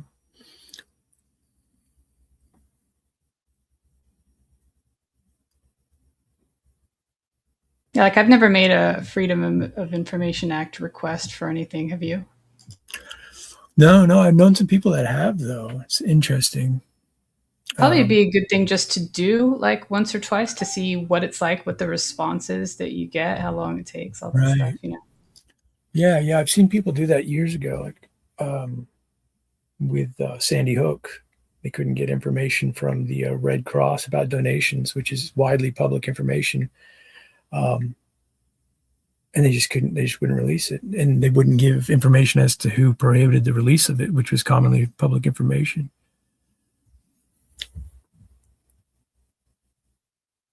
Yeah, I've heard, but I've never done it, of course, that you can request body cam footage. I have no idea what it's like. Like, do you have to know the exact situation that you're looking for, or do you pick from like, a selection of things that are available? Yeah, right. Body cam menu. I want to see it. That might be available, but yeah, certainly it's going to be cleaned up before it gets to the public, I would imagine. But I don't know. I really don't know. I mean, do you think that's okay? Because it seems like the whole point of a body cam is to make sure things are done right and to hold accountable if they're not. I mean, certain things would have to be edited out, like if, or maybe at least, blurred or redacted, like if someone's, running down the street naked or something, something like that, or saying their personal information, maybe. I don't know. Yeah, right. Certain things, yeah. But it should be considered. I would think it should be considered open to the public or scrutiny, because if they're going to film what they're doing as public officers funded by taxpayer money, it seems like that's the matter of public record. Right? Yeah. I think I agree. I think for most things, but I could see how some things could be very sensitive and difficult, Yeah, it would be tough to be a cop for sure. So did you look at that that philosophy page? You've probably seen pages similar to that, right? Yeah, I just looked at it briefly because I was, paying attention to the video, but I did check it out. Right. I like when stuff is laid out like that with a bunch of quick definitions. It's helpful. I go back. Yeah, go ahead. I said I might go back and look at it. I like to go through the fallacies, and there's like some quizzes that you can check out for all that info, and then there's they talk about symbolic logic. Have you ever done that thing where you take like logical statements and then substitute in letters and symbols for basically like boiling them down to their form? Not really having to do with the content as much as the form. Yeah, the validity of the form, sure. Like truth tables and all that kind of stuff. Yeah. I found that super fun when I was first learning about it.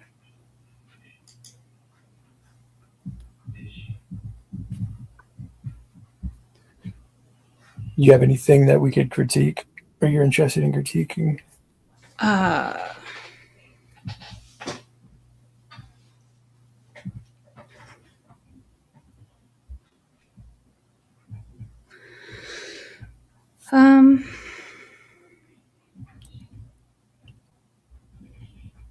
I'm sure I could think of something. I like the idea of critiquing because it takes the heat off of like people feeling like they have to defend their position, but we can still talk about positions that might be similar to yours without like personally attacking your position, making you defensive. There's that aspect of it I think might be good. And also, sometimes moving away from theology is good. Because Right. as far as I see it, I'm going into areas where I'm not getting answers from most people. Well, I mean, it's hard. I mean, I like to. Oh, that thing that I was going to tell you earlier, about when you were talking about like, what was it? When we were talking about like consistency versus inconsistency, like either moral or like as far as information goes, like intellectual. Yeah, you go into the metaphysic, and stuff like that. Yeah, like there's always three things involved there. Okay, tell me what you think. They are. Metaphysics, epistemology, ethics. The metaphysic of the law itself, where and how it is it exists from your viewpoint. How do you know of this thing that exists? And then there's always the behavioral component, how you handle it, the ethic. Right. Well, no, I was just going to talk about like you talked about like, pointing out inconsistencies, and then you went a step further and talked about how like the person was trying to basically like say that one of them is wrong. Right. Like getting into the ethic. Yeah. Yeah. But I mean, like, I don't know if everyone goes to that second step. I think that they just look at the inconsistencies and say, why are they inconsistent? Right. How they do. They, Sorry. Yeah, they do though. That's the thing. Like you can try to play what was trying to be played earlier, like this neutral ground. Like, no, I'm just observing an inconsistency. You can try that, but really that's not offering anything. You have to move forward and say, okay, so you're seeing an inconsistency. Are you going to make an argument about why being inconsistent here is wrong from your purview? And that's where people tend to get stuck. So that's why you see the behavior earlier of like, oh no, I'm just making observations in a neutral manner. It's not the case, but you can play that for a while. Right. If an inconsistent too as well. That's true. You guys are a bit like the way I see it, like the unbeliever's been granted for the most part for a long period of time. In a sense, like wherever, like when you go to ACES, right? Like you're granted all sorts of things. You're not really challenged on your position as much. It seems to be the case. Like they don't know how to navigate and ask how you know things, why they ought to listen to you, and why they should consider what you're saying. But hold on, if I'm saying that I think this thing out in the world is false, aren't you more interested in why I think it's false rather than saying, how could you possibly know that? Like, well, me being interested in how you know it's false entails how you know that. But the things that I'm saying about it that I think are false are either false or not false. So it would be easy for another person to observe that, and I wouldn't have to tell how I was thinking. Just the fact that the thing I'm pointing to is either, consistent or inconsistent with a certain thing, false or true. Well, the deeper philosophy goes into how you arrived there, what you're bringing into the observation prior to arriving there. Right, but that seems more like you're now judging the person and their methods rather than the information that they're presenting that they believe is true, and they're bringing that to the conversation. You can prove or try to disprove what they're saying if you hold an opposing position with your own evidence or disproving their evidence, right? But to say, oh, but this person can't possibly know that and just leave it there, Well, I mean, in a sense, you can do that. If you don't know how you know, then you are stuck there. But one example is like a witness in court. Like they might have damning evidence to the defendant, but if they're found to be incredible, unreliable, they get dismissed. So there's a similarity there. It's not the same.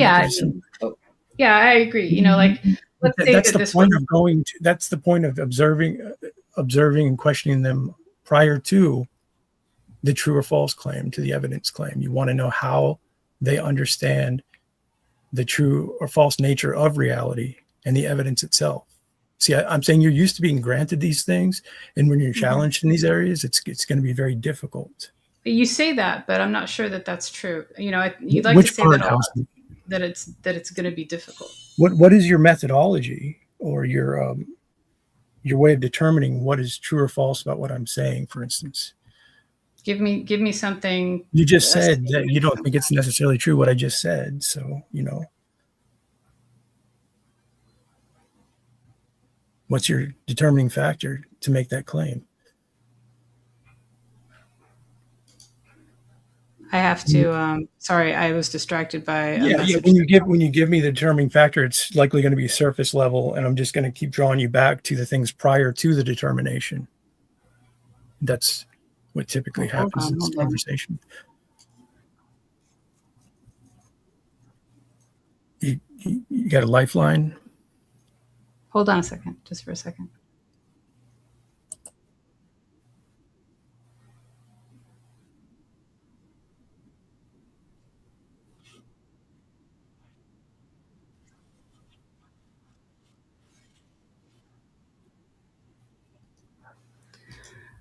Okay, so the thing that you're questioning me on is all of it. Okay, well, it was something. Look at Peter's perspective. Like, let's work on this. Let's point away from me for a second. Okay. Like, this isn't saying Halcy said she doesn't know anything. How's she going to support any claim about anything?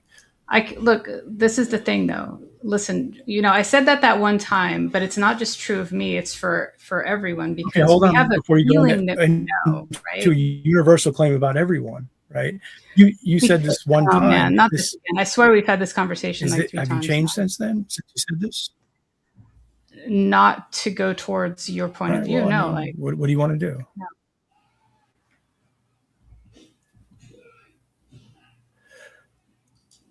I don't know. I was just trying to. I was just trying to point out something. I was just trying to point out something earlier, that when two people are talking about a thing and it's we could call it a debate. One person is saying, "I think this is true," and the other person either usually it's an opposing position of some kind, right? So that they can argue that their another view is actually correct, or at least that theirs is not correct.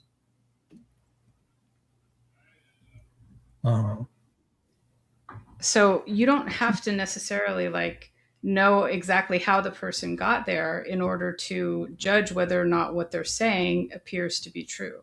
I say appears to be true because that's all we have, right? Seems to be true. How do you know that's all we have? How do you speak for humanity? How do you speak for humanity in such a manner? It's not for humanity. Who's it for? Okay, but I do believe that humans, have Hold on. Who is the we?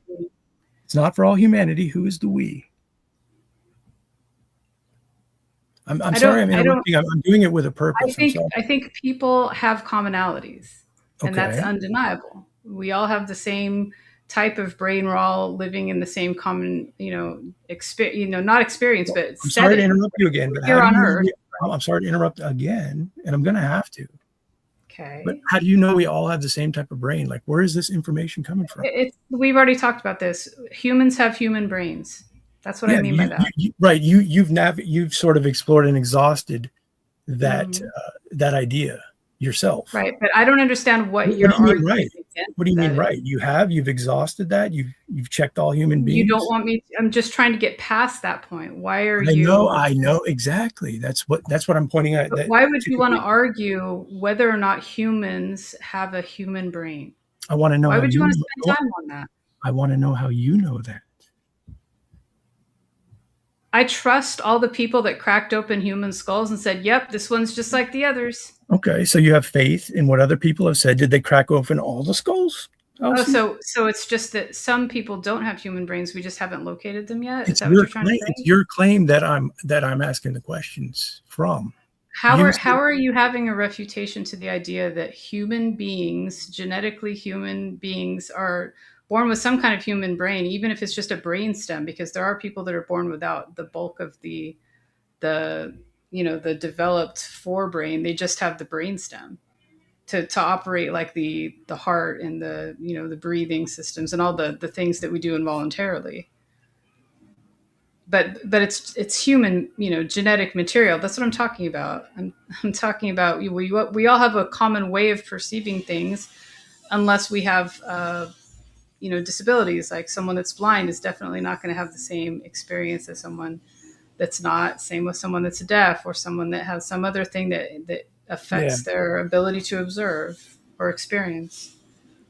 Yeah. I'm not saying that those things are the same, of course not, but we all have the same equipment or some version of it.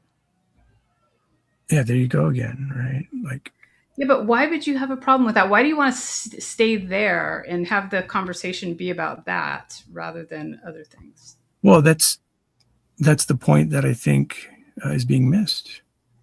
Again, because we want to know how you arrived at the conclusion to these observations in which how did the scientists that write physiology books arrive at it? I thought you'd tell me. Do you feel that surgeons that go in that have studied for 12 years to learn their art are confident that they know the human body? And how did they get that information? People before them exposed it, recorded it, verified it, and then put it out to the world. These are things that you could go through a physiology book and a corpse and probably go in and identify every single part. And it's because someone else has done the heavy lifting, Yeah. It's not that I know it, but the world presents it as true. I accept that information as true. I feel that it's trustworthy. That's all that's all I can do with it. You're just giving me a faith claim. It's not exactly faith, because real practical work has been done to show that something is the case. With faith, your claim about what is alleged as evidence in prior work by scientists, etc. You have faith in them, in their work, and that it's credible and it hasn't been tampered with, etc. There's a faith there. You haven't explored these things and exhausted these things, so where you can say all humans this, all humans that. That's not in your every doctor and every study, and there are ways to see whether a thing is credible. Okay. I don't disagree with a lot of what you're saying. Okay. I mean, if you went to the doctor after some illness that was ongoing, and they said you have pancreatic cancer. Let me finish what I was going to say. Okay. I don't disagree with a lot of things you're. Are you not going to let me finish? What? I agree with a lot of things you say. The point, as I understand, what are you doing? I have no idea what you're talking about. I don't understand why you keep interrupting me. Is there a lag or something? There must be a lag. Yeah, there must be a lag.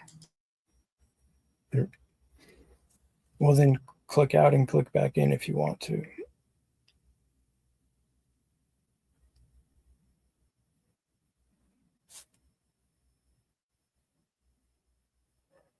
I prefer to discuss other things, really. I mean, I've seen where this goes. It's just it turns into a critique of misrepresentation. Can you hear me? Yeah, I can hear you. Okay, I'm wondering if there's still a lag, but hopefully it's very short if there is.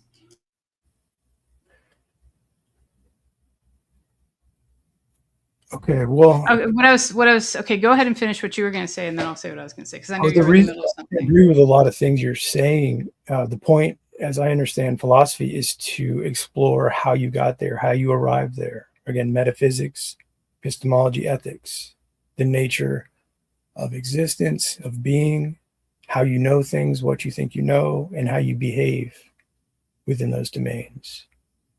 That's the point of questioning you on that level, even though we agree on the conclusion.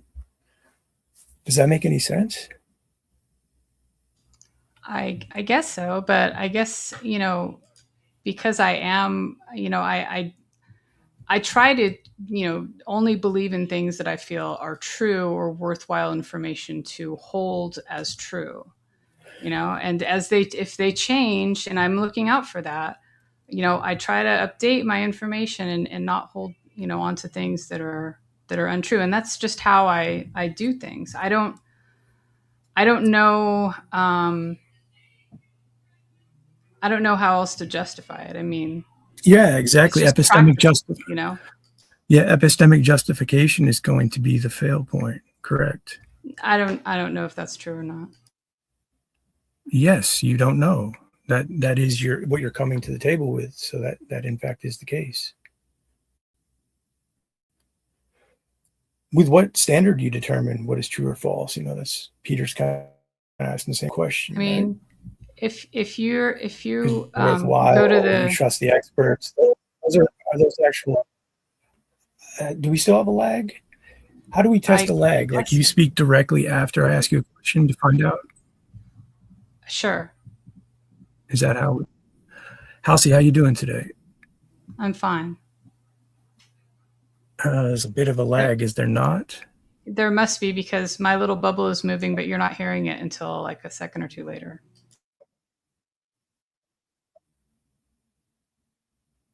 Yeah, I don't know why that is. That's making things difficult. Like sounds like we're interrupting each other, perhaps more than we are. I'll refresh my browser. Hold on. Okay.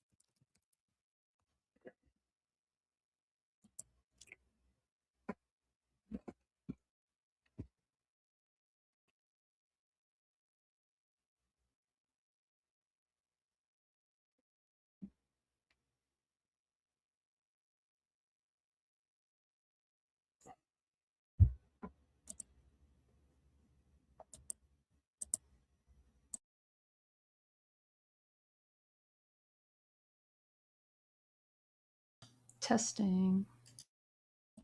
Halcy, how you doing today?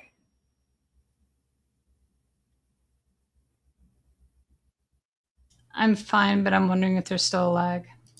Yeah, it took you like 3 seconds to say that. How's the weather? It's fine. And you're doing okay? Yeah, I'm fine. Is there still a lag, or? I think it's okay now. What do you think? I guess so. Okay. Yeah. So what I was trying to say before, and I may have already said this in a different way, but if you went to the doctor and they said you have cancer of whatever, the pancreas or the liver, but it's at the point where we can operate and take what's bad out and you'll be fine. Would you argue with him how he knows that, or would you just trust that he's an expert in his field and they've done enough work to find out that thing that they're telling you is true? Yeah, I might get a second opinion, but I'm not going to get into a philosophical or theological discussion with the oncologist necessarily, right? Again, I agree with you and him or her on many things. But you're not interested in how he arrived. To be had. And I mean, especially if one gets cancer or a cancer diagnosis, like that's probably an area they're going to start to go into. Like, how do these people know that? I should get a second opinion. Let me study what cancer is and so forth and so on. I mean, I think anyone would do that. Well, sure, to understand the problem, I would say that it's always good to have and to make an educated decision on things, right? So, of course, like I think a lot of people, when they find out they have something like that going on, they do as much research as they can so that they can understand what's coming and what's possible and all that stuff. But, Go ahead. Go ahead. You go ahead. Oh, it reminds me of something Chris said to me. He's like, what are you going to do when you get pulled over by the officer? Are you going to ask him if he's living in an illusion or if he presupposes a scripture? It's like, in that situation, no, I'm not going to have privy to do that, nor is it practical to do that. But the conversation is still there. The question of the authority is still there. But in that case, I'm in a scenario where violence can be put upon me. I don't have the privy to get into a philosophical discussion with the officer. It's more of something you do, like, well, that's why you get a lawyer who understands law and philosophy. That's what typically lawyers are. People who study philosophy, they go into law. They know how to ask a line of questioning, which is going to get into details of a priori knowledge of the people within the case, you know, what they came to the situation with, what they were assuming, etc. It's very valuable information, in fact. Hey, Peter, how you doing? Good. How are you? All right, man. Hey, I just wanted to interject quickly, Halcy. When you ask the question, you know, why do we go to the doctor and we just accept what they say, right? I was pretty specific about what it was, but yeah. Okay, but my point is, we believe we're living in God's world. So, of course, it makes sense that that doctor's good at what he does, and it makes sense that he can figure these things out. It makes sense that we trust him because this is God's world. The question we have, take God out, and then how do you trust a doctor? How do you know things? That's the point, comparing our worldview to your worldview. Going to the doctor and trusting what he says makes absolute sense in our world. We want to know, how does it make sense in your world? I don't attribute any part of what they're doing to have God involved necessarily. I attribute what they're doing to a long history of people doing work, research, you know, practical work to understand the human body and its conditions. And the collection of that knowledge, you know, being passed down and verified and all that stuff is, I trust that way more than saying we're in God's world and that's why it's good. But our point is that all the assumptions that all those people used to do all the research they do and still do, like the uniformity of nature, the laws of logic, and things like that, make sense in a God worldview. They don't make sense in a non-God worldview. So they're doing these things, yes, because we live in a God's world. But if you tell me that we're not living in God's world, I can trust these things for some other reason, then what is that reason? I'm not necessarily saying we're not living in God's world. I'm saying I have no way to know whether we are or not. But you're acting like you're living in God's world is my point. Okay, I don't know what that means though, because you trust the laws of logic, you trust the uniformity of nature. Those things. Let's you know, I know that you, and I mean, I don't know if it's always you, but JG brings up the laws of logic a lot, and you're not the only one that seems to like bringing it up. Let's see, but to me, the laws of logic all verify the same thing in different ways, and so they're not super profound to me, and I don't understand why there's so much focus on them. Well, they do seem profound from a materialist perspective because you have to explain how this immaterial invariant law exists in reality from a materialist perspective. If something like if you see two objects or things that look exactly the same and you tear them down to the lowest foundation you can get them to and they still look exactly the same. It's like Isn't the question it just your observance? I just made didn't even register. Say it again, please. From a materialist perspective, you're assuming these invariant immaterial laws in reality. How can you account for that? And you're giving me this demonstration of the laws, not the laws. I'm asking about the laws themselves. But hold on. Bring them up. If two things are simply the same thing, right? They're the same type of object or whatever. They fall into the exact same category. You know, this is not something that is a law necessarily, or a thing is itself. Like that's not a law. It's just, but it goes further than that, Halcy. It has to do with concepts in our mind. That's how we think. constantly using these three laws to evaluate sentence structure. Everything coming into our mind is being filtered by these three laws of thought.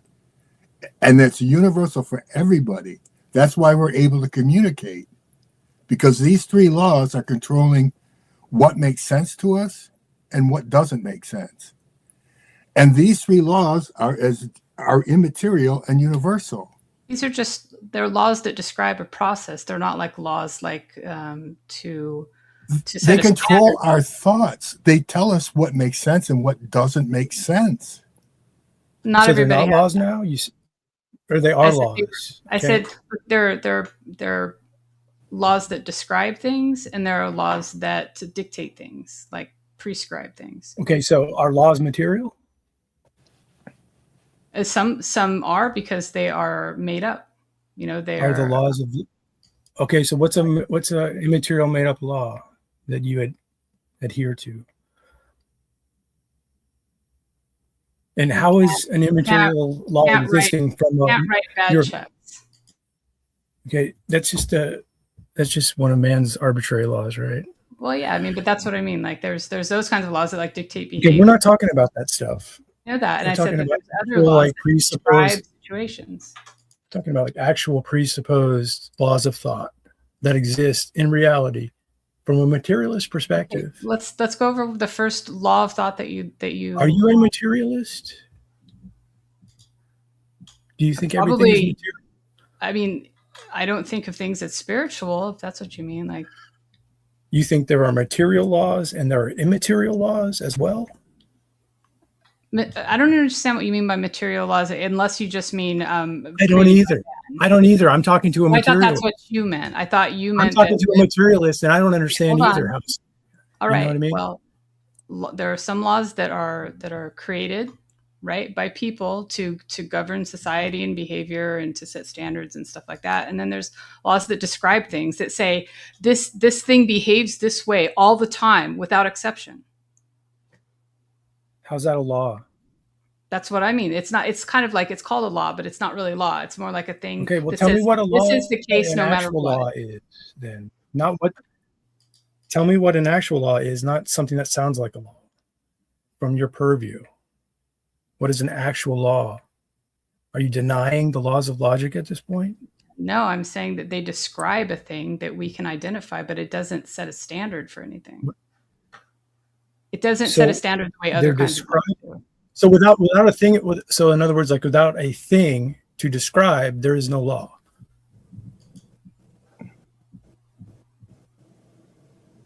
If there was nothing in the universe, how could there be laws about nothing? Can I interject here? I'd like to go to a bigger picture view, because it seems like this keeps getting misunderstood. We believe that you know things. We believe that you can use logic. We believe you can do all these things. That you can use inductive reasoning, all these things, but we believe it because this is God's world. The issue is not the world. The issue is not the world we're living in and that we can do these things.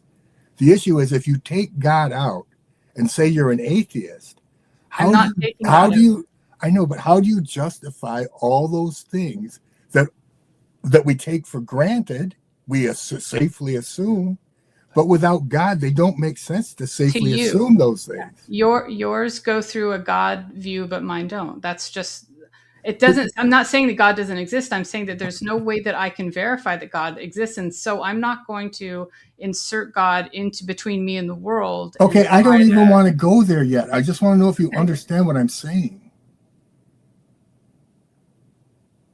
Do you understand what I'm saying? That we know that you can use logic. We know you can use inductive reasoning. We know all that. But we know that you can do that because it's God's world. And what we want to know is, but what we want to know is, if you have a worldview where you're making all these assumptions about logic and uniformity of nature and everything else, how do you justify it? How do you know it's God's world? How can you prove that? How can you verify that? Well, I have two ways. I have two ways. I have the internal testimony of the Spirit. That's my primary evidence.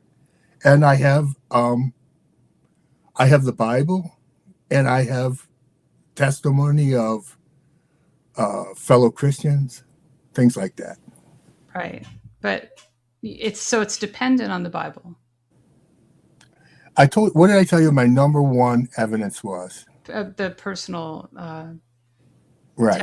testimony or whatever. But that's just your own subjective internal experience. Right. That's why I argue presuppositionally and not about my own personal experience. Right. But so do we even count that? Since you shouldn't. I count it immensely. You shouldn't count it at all. That's why I don't use it. Okay. But do you get the idea about why we agree with you that you can use inductive reasoning and all that stuff makes right, sense? But the question we're asking is about because you're in God's world. I don't agree with that. It's not because I'm saying God is. Do you understand the question I'm asking you? Why don't you ask it again?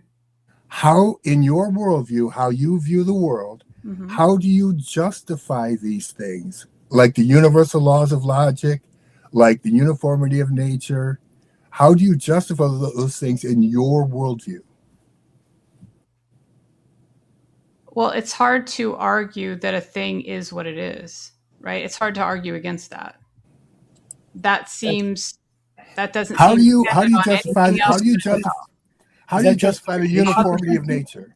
How do you justify the uniformity of nature? How do I justify it? Do I have to justify it? Does any human have to justify it? If you want to make sense of your existence. How can a human being who is in a singular location in the universe and has very little influence of it determine that the nature is uniform everywhere it exists? God reveals it to us. That's where I depart from you yet again. So how do you justify the uniformity of nature then? I can't. I don't know. Then you can't justify anything. No, that's not true. I'm just a single person. I can't justify the I can. No, you can. No, you think you can, but I can't. Though, see, this is a comparison of the worldviews. My worldview makes sense. You ask me how do I justify the uniformity of nature? I say God. There you go. How do you justify the uniformity of nature? You go, I don't know. That's a bit of a cop-out, isn't it? No, your worldview, all you can say is, I don't know anything about anything. Does that make sense to you? But none of us actually know. I do. We know. We think we know.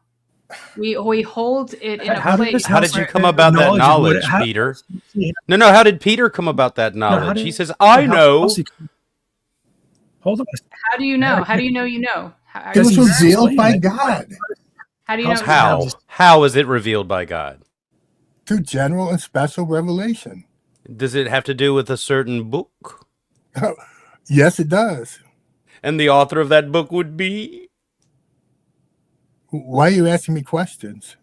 Oh, I thought you had answers. I thought you had knowledge. You said you knew something. I mean, it says in the book, right? And you're trusting that. That's your choice. But I'm not going to go into a criticism of the Bible with somebody who can't tell me how they know a single thing.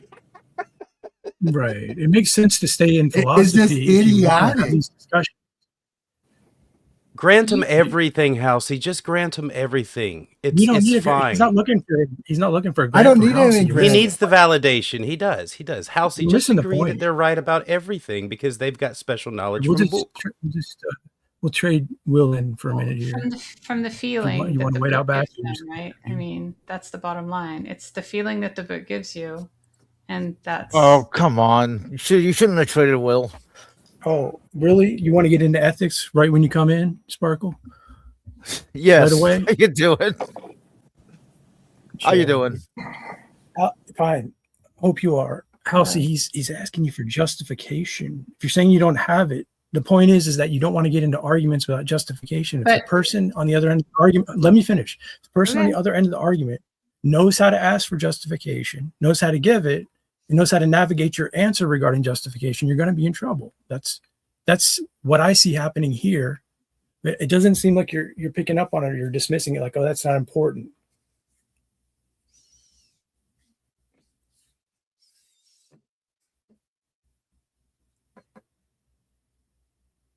I don't know. When you ask me how I know something and I tell you that I've observed it or that I trust someone that's done a lot of work to verify it, those things are not good enough for you. So I don't know.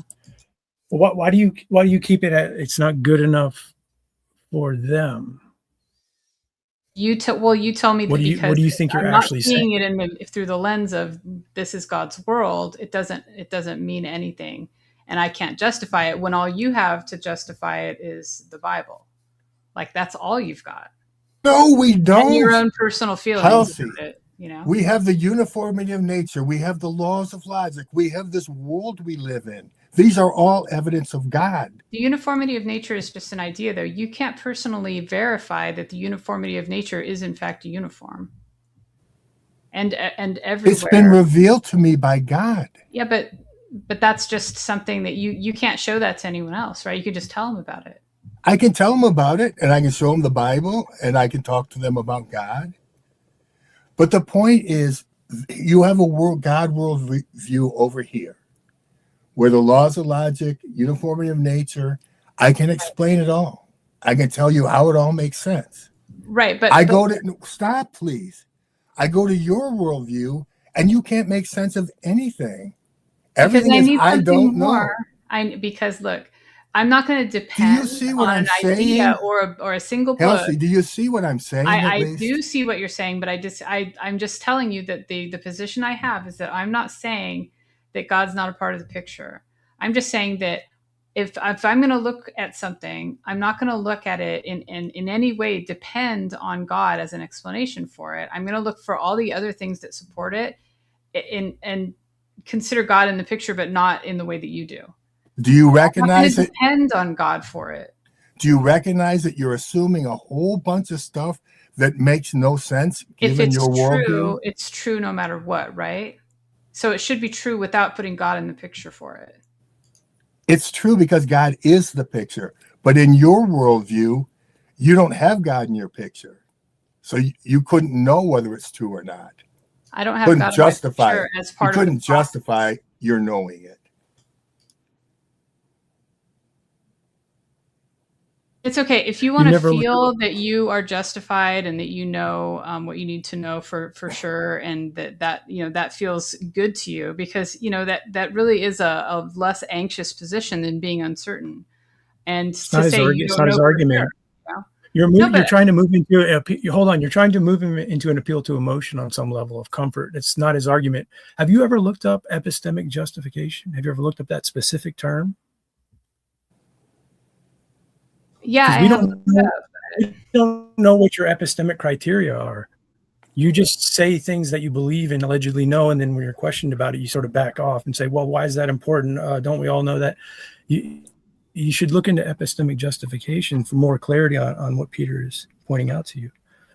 To provide reasons for someone believing something is true? How you know things. That's what the short version of the definition of that is. Right, and there's a deeper, I tried to give my reasons, and your right. That doesn't mean necessarily you don't give reasons. You say everybody feels this way. Everybody knows this. That's not a reason why you know.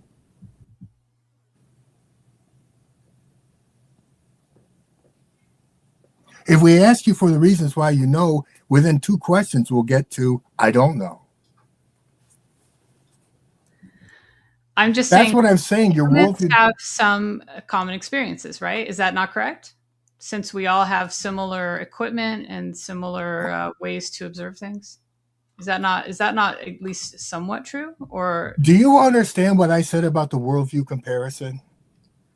What the issue is? The thing is, I don't relate to the idea of God. I never really have. So I don't care about that. I care whether you understand what I'm asking you. It's not even possible for me to do what you do.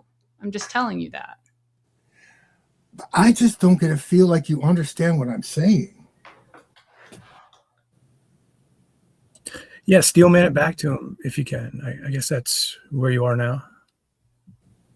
You keep asking for justification for how I know things. No, talk about worldviews. Start talking about worldviews. You told me that my worldview makes no sense because God's not in the picture, right? Well, I told you a lot more than that. Just tell them God did it.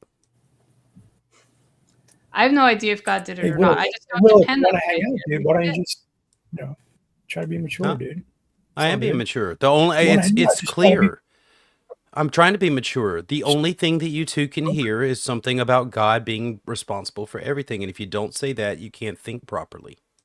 Well, see, that's just idiotic. That's It not is. what I we're know. saying. I know.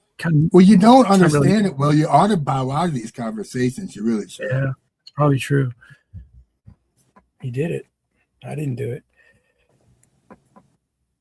All right, Halcy, you feeling all right? I mean, I know you usually try to. Okay. I'm going to 'cause bow. you're- Hey, Halcy, I'm going to bow out, and I just wish you would understand what I'm trying to say about the worldviews, how we view the world. What you act, you think, you act, you behave, in my opinion, as if you're in God's world, because you trust things like the laws of logic, uniformity, nature. You trust and believe in those things. Now, if you take Never God, think about the uniformity of nature, honestly. now if you take God away and you go and then you look at a world that has immutable laws of logic and uniformity of nature and mathematics and a human mind and all these things, they don't make sense without God. How do these immaterial things exist in a universe without God? How does God figure into the process that helped people understand and sort of experiment and test those ideas? Like, Well, uniformity of nature right there is the biggest one. If the how does scientific God method, figure into the method? he holds everything together. He makes everything. He makes the sun rise every day. He makes the earth spin around the sun. He holds it all together. So and why is that essential to your viewpoint of why there is a uniformity of nature or Well, it's a matter of a worldview. What is holding everything together? What if somebody like says they say this thing is true and I say how do you know it's true and they say because Kevin says it's true, but I say oh okay Kevin, I know Kevin, we trust Kevin, right? But I never go to like find out if the thing is actually true. I just trust that Kevin said it was true. Do you think that would be foolish or wise of me? I think it would be foolish. Right. So I'm not going to trust that something is true just because someone associates it with God. I'm going to look for other reasons it's true. I'm not going to depend. I don't know if you're listening to me, Halcy. It's like you don't listen to me at all. I don't know what you're even talking about. You're asking about how I trust or know about the uniformity of nature if God's not in the picture, or things like the law of identity. Right. Right. Okay, so we have science which tells us that we're all based on carbon. And what is carbon-12? Carbon-12 is 666. So you have that which comes from the Bible. So how do you explain that? Hasn't that number been explained in other ways? How so? That it has to do with some actual person that lived, some ruler. I forget. Somebody else, maybe, I don't know if someone out in the audience knows the symbolism, but that's a very strange reach. I've never heard that before. What, saying that one of the fundamental building blocks of living things is based on 666? Yeah, what is science? 666 to you? What does it mean to you? It is the mark of the beast from the Bible. Okay, so who are we talking to? Of us are the mark of. Oh, sorry. I came in here with a hot mic. I'm wet on here. Oh, okay. Well, this should be fun. How does that figure into like the bigger picture? Like, does that mean that humans and all living things that are carbon based are made of a thing that is tainted and is somehow associated with evil? Like, what do you mean by that the material world is duality, and duality is an illusion? The serpent is time, is duality, and this whole place is taking place inside of the serpent, which is the Ouroboros. Do you guys agree with him on that? I've never heard this before. I think you should ask him how he knows that, Halcy. Ask him how does he know that? It sounds like a belief more than a know thing, a knowledge thing. What are beliefs based on? They have to be based on something that's knowledge is a justified true belief. Well, how do you know it's true though? That's part of it, right? How do you verify? Yeah, but you start with a justify. Peter's explained to you, he's coming from a presuppositional standpoint, a meta level argument that gets into the coherency of reality itself, that gives the conditions for uniformity, nature, laws of logic. He's given that out already, at least he has in the past, to you as well, right? He's asking you about those things that you're holding a priori. I guess you just clicked out that, you're assuming. He's asking how that fits in your worldview, and it seems you can't process it, or you won't. Maybe she'll be back. I don't know. She just popped off. But no worries. Sorry, I don't want to take over the conversation because my view can obviously take over the conversation if I let it. So.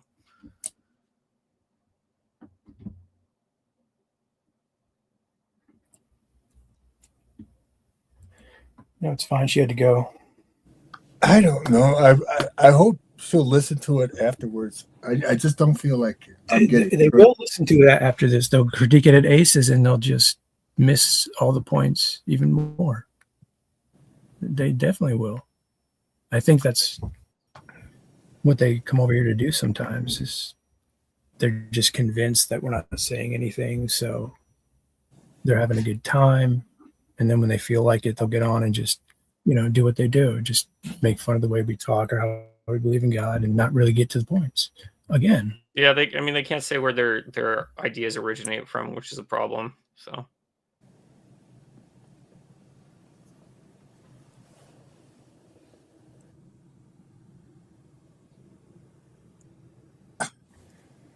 Do you see her comment?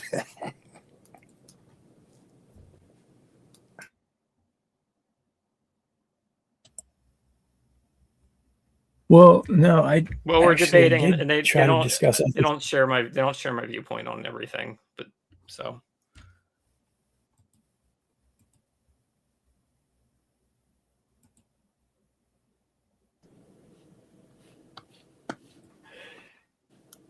So what's your? I don't think I want to go into that. Yeah, you probably don't.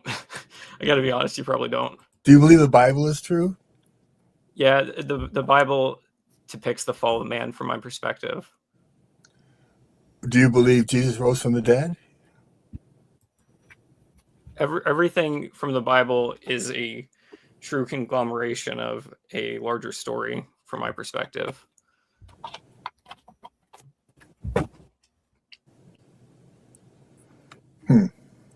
That's a lot of work one would have had to do to come to that conclusion, I imagine.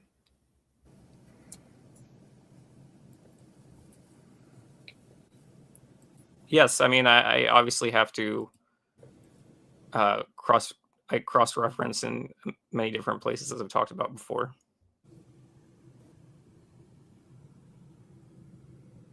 What do you think about the presuppositional things I was talking about, of trying to compare a God worldview to a non-God worldview? Did you understand what we were talking about? These transcendentals that need to be in place for intelligibility, like the laws of your perspective has an origin to it, where their perspective is very limited and it doesn't have a proper origin to it. Right. There's no justification for the yeah. Well, you saw it. Yeah, it did, and I would probably agree with you guys on a lot of that stuff. So we're going to ask you for your epistemology. Okay. I mean, unless you. Well, I mean, I talked about it in chat earlier, but you don't have to go through it with me if you don't want to. I don't. If that, I think I might be getting off myself. Do you want to talk, Jay, to Web? You're probably not. You'd be talking to Sunbeams. Yeah, I know, right? It becomes similar to simulation theory or determinism in monism as well. Those two fundamental problems in the worldview, as I understood you in our short conversation, how you make a distinction from the illusion in the maybe I can drag something out of this then. Yeah, I mean, I've made a distinction from monism because all the examples of monism I've had issue with, and they don't apply to my perspective. Well, they I do. may have something. You're saying it's all one. Yes, but I'm saying like the language they're using, you're classifying as monism, but all the examples of monism I've found have not. The been concept that you adequate. hold, the concept that you hold, still falls in that category. Is what I'm saying to you. I'm not asking you to I'm compare saying that, other versions of I'm monism. saying that it's a category error to even categorize it in that manner. No, it's not actually, unless I misheard you. But you said that you were all. Well, I'm saying that my perspective is showcasing how the language itself is dual and showing that the illusion how illusionary it is essentially. So but you also said- monism does not show how language is illusionary. It not puts what I'm things talking. into It's these not what I'm boxes. talking about. It's not what I'm talking about. I'm talking about you claiming that you're a sunbeam as part of the sun. You're making a distinction. First of all, I mentioned sunlight, not a sunbeam, but okay. Oh, I'm sorry. It's important. It's important to get that correct. So. And you did say in the conversation that everything is an illusion. And then I asked you, isn't what you just professed about everything being an illusion also part of that illusion? And you didn't seem to have an answer. No, because my head is outside of duality. My mind is outside of duality. So you're part of the one and you're outside of it observing it. Yes, my mind is outside of the okay. duality construct. Oh, there you go then. Sure. Work that out, right? How are you going to make that work? That sounds like two. The illusion which we are presently in is smoke from the fire, and the mind is the fire. So basically, it's a byproduct of the mind. So the illusion that we're in and your mind is outside of to tell us these things. We can gather the information to tell us that we're an illusion.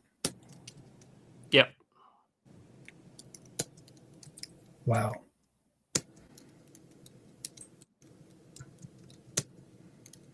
Hey, Jay. Are you going to be on for a little while? Well, yeah, I can be. What's up? What do you think? I was going to offer to defend the doctrines of grace if anybody wanted to come on. Oh, that's kind of rude, isn't it? Why don't you do what you want to do? The doctrines of what? Grace. You're going to defend them from? Well, you, I guess, or anybody else. I don't care. I'm so frustrated by the YouTube misrepresenting the doctrines of grace that I've kind of snapped. Well, yeah, you can talk about it. Go ahead if you want to. Maybe somebody is around here that will want to talk about that. That's typically like, isn't that more of like Smoky Saint department, if I'm not mistaken? Oh, yeah. That's right. Okay. Well, who would you want to talk to if you had the chance? Let me ask you that about these particular matters. Oh, seriously? What? No, I'm thinking.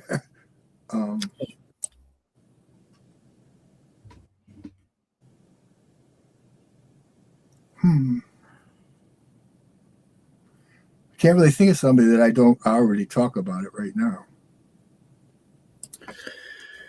I'd love to hear you and Greg sometime. That'd be fun. You just sit back and be like, man, you're so comforting. I just love what you're saying just the whole time. You know? Yeah. I like the new angle with him because it's like it's very clear that that's his position.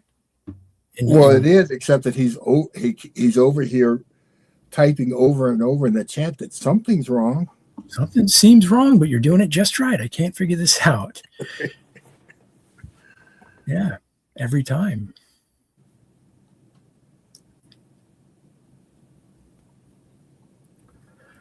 Well, we'll take comments. Oh, I thought I saw something. Yeah. What's your name? What? Wep? Is that good? It's ancient Egyptian. Yeah, that's fine. It's ancient Egyptian, so that's why it's a little weird to pronounce. Do you believe in compatible free will? Or do you know what I'm talking about? I think the free will is as Adam's will, and that we're experiencing an illusion of free will as different separate pieces, but we're really Adam's will. from the Bible.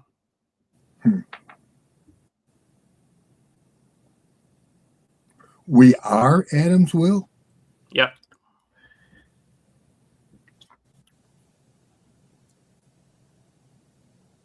So your will is an illusion. But I mean, a will isn't material, right?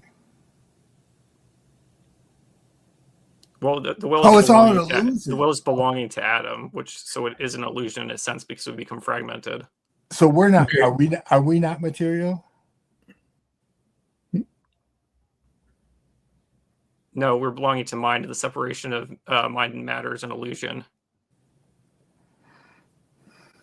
But see, you've got the whole thing of professing that we're an illusion and saying you're not professing something illusory.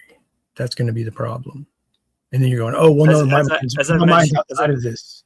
Yes, like that's, well, the reason why I mentioned my mind is outside of it is because I think in a non-dual way.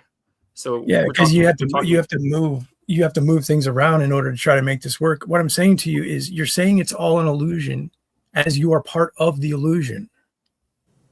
Why would somebody trust this corporeal form is the illusion. I'm showcasing how we're putting back the pieces together so it's not an illusion anymore, because right now we're separated and scattered into pieces by duality. Well, who is the I that is separate from the rest of it? Right. The I is my perspective as being Adam. Is your perspective separate from the monad or whatever? Is my perspective separate from Adam? Is that what you're asking? No, the one. Well, the one is Adam. I mean, Adam is the one. I'm a different perspective of Adam because he's broken into pieces. No, I talk about all of the universe. Yes, I'm saying that Adam it created everything. He created duality when he took Eve out of his rib. It created the feminine, which created everything. Is he separate from his creation?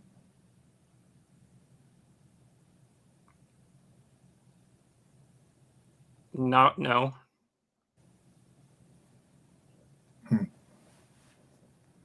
And did you ever tell us how you know this? I went into it. Yeah, I went into it earlier. Oh, yeah. I don't. Well, is there anything meaty there? I mean, is there good justification? Meaty in like what? Meaty in like what sense? Is it a justification that I'm going to take seriously? I mean, it's up to you if you take it seriously or not. I can't really control that, right? Would a reasonable person take it seriously?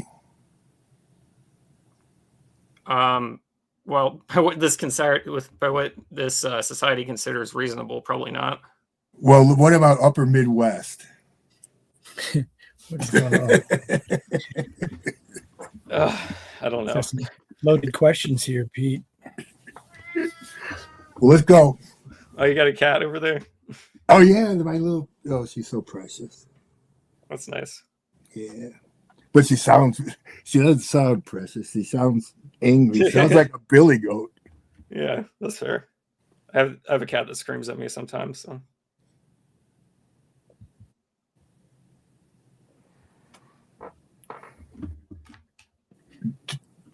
Why don't you ask him about his epistemology, and I'll try to calm the Well, cat. I think he's moving in and out of the illusion, and he's making distinctions from the one, and then saying there's no distinction. So, well, yeah, that's been. What am I going to? The perspective. Like I mentioned earlier, we're doing this through the internet, which is all based on ones and zeros, which is a duality construct.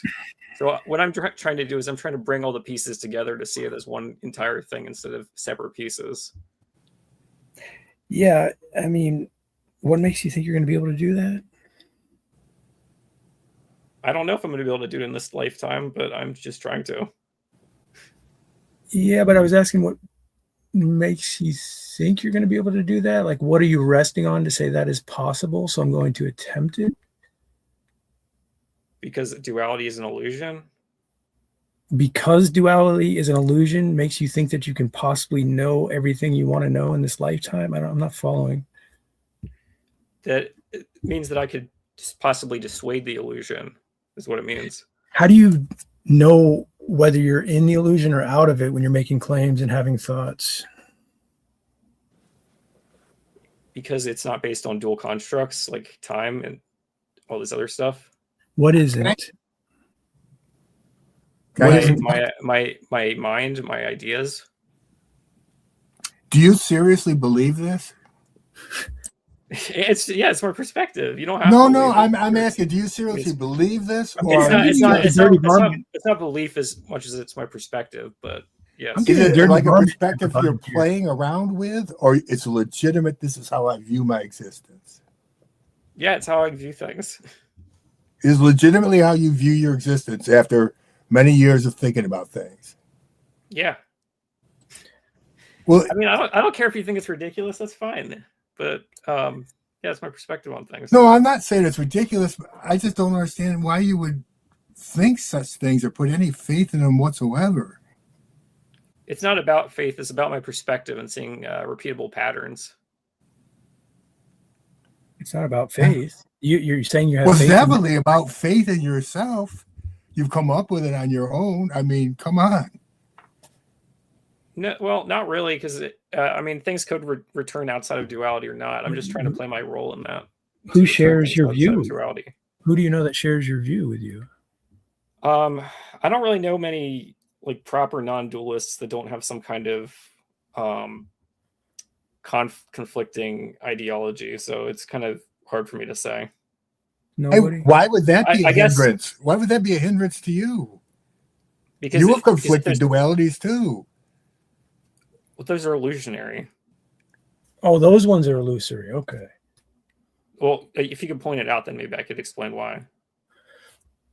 If I can point it out, I don't know what you're pointing at. You're just saying you're part of the one. We're all part of the one. It's all an illusion of atom. It's all broken up, and you're going to put the pieces back together because you think you can. I don't know what you're actually saying, how you got arrived at this. This sounds like something you could just make up. Forgive me. Well, it has to come from somewhere. I mean, none of these made ideas up things can be made up. Things come from somewhere. That's true, right? Like you can look at things, you can experience things, and then you can make things up based on what you looked at and experienced. Yes. Yeah, and I've studied symbolism and doctrine, and this is what I've come up with. So, yeah, but you got yourself pinned in an illusion and a version of monism. I know you disagree with that, but it's not. There's no example of monism that I can find that you're getting stuck in traditional monism and looking for an example that fits your mold. Let me finish. What I'm saying to you is what the information you're bringing forth puts you in a monistic type of worldview, even if you can't find anything on it based on your own testimony.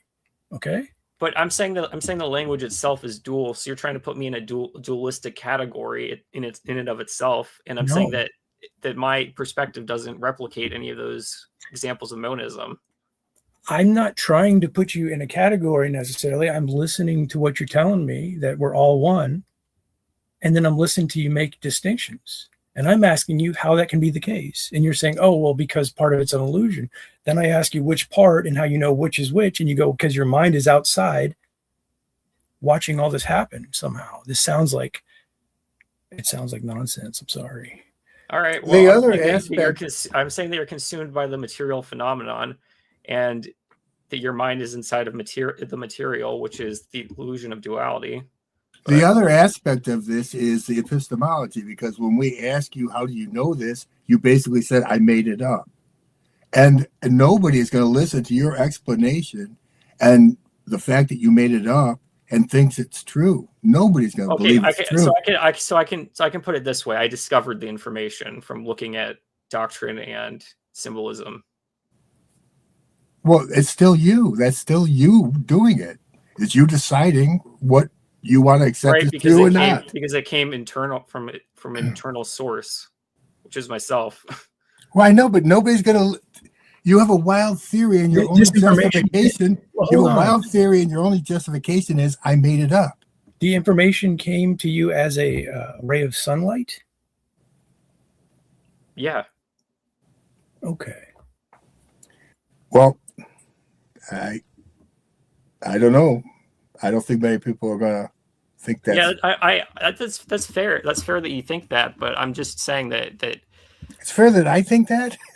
yeah, because I think obviously that my perspective seems ridiculous to like It's not normative society because of how it operates. Do you understand that your argument is not justified in any way, shape, any form whatsoever? You have no justification at all for anything you're saying. Do you realize that? I have justified it and showcased the illusion and how the illusion of separation is just that, an illusion. You're just saying that. Well, okay, I've showcased it in videos I've made, and I've also showcased it. Well, can you put your thing in the link over here in the side chat? Oh, I guess you have to put in the private chat, maybe. I mean, All if right, you yeah, want, either, if you have either way. something we can watch, I'm not trying to self promo, so I can put it in the do private. you want us chat to watch something that might help us understand, and we can critique it if it's not too long? Yeah. You can do that, definitely. It just requires you listening to me talk, which if you can tolerate that, then you can tolerate that. But all right, so. No, I don't mean to sound intolerable. It's the thing about worldview discussions is they focus on, a priori knowledge, truth commitments, and so forth. So the conversation only goes so far when you bring in these different theologies and these philosophies. The line of questioning is basically the same. It gets into, epistemic justification, metaphysics, and ethics. That's basically all it is. But when you fall short in any of those categories, it tends to stay there until it's satisfied. Well, this is never going to satisfy any epistemological criteria for anything to be considered justified to even the slightest degree. So, but you know what? So what my perspective is doing is it's showcasing the illusion of the fragmentation and that how we can come back together because it is simply illusory. So that's what I'm trying to do with my perspective.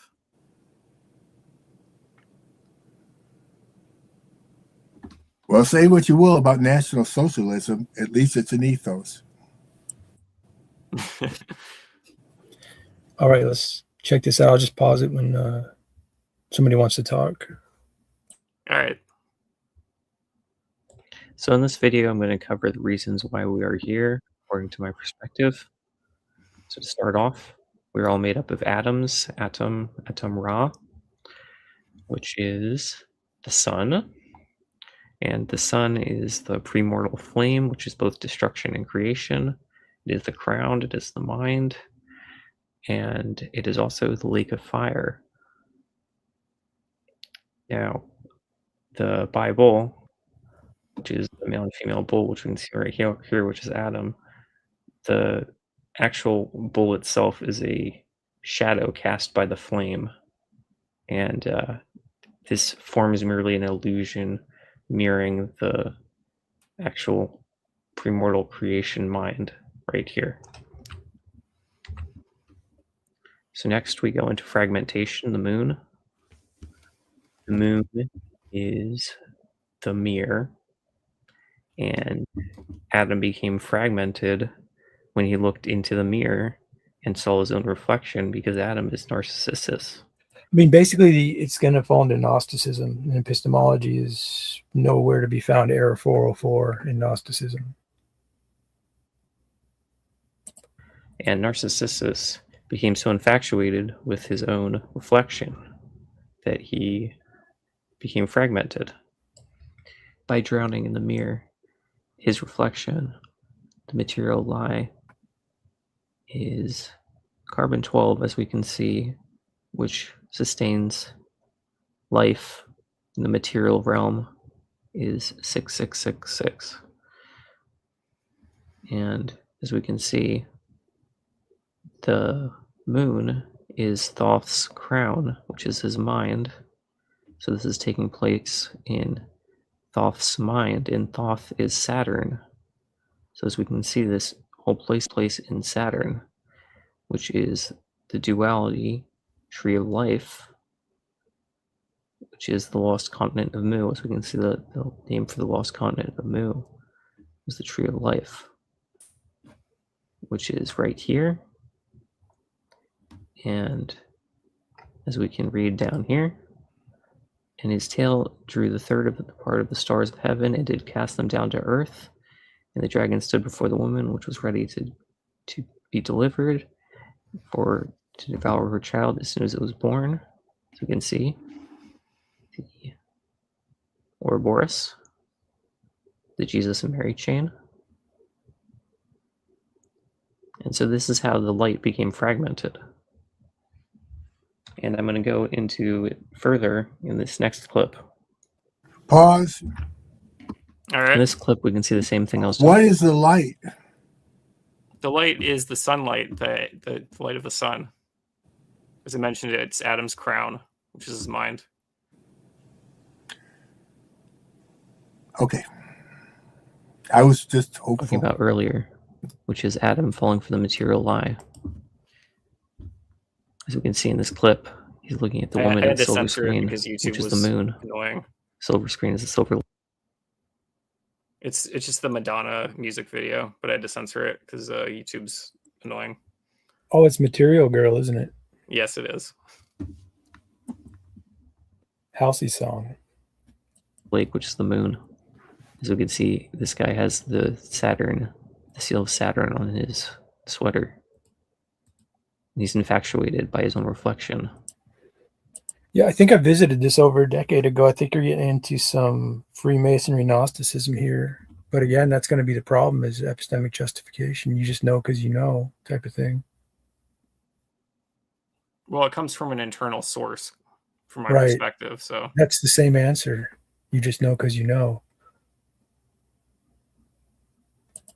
well, it's Wants to meet the girl. The evidence is reputable. You can, what is it called? Not thinking of the right word here. You can show the evidence for it in the actual world around you, is what I'm saying. That's not giving me any epistemic justification. That's saying I know because I know, and then I'm going to point to the world and tell you. But I'm saying that my perspective comes before even the concept of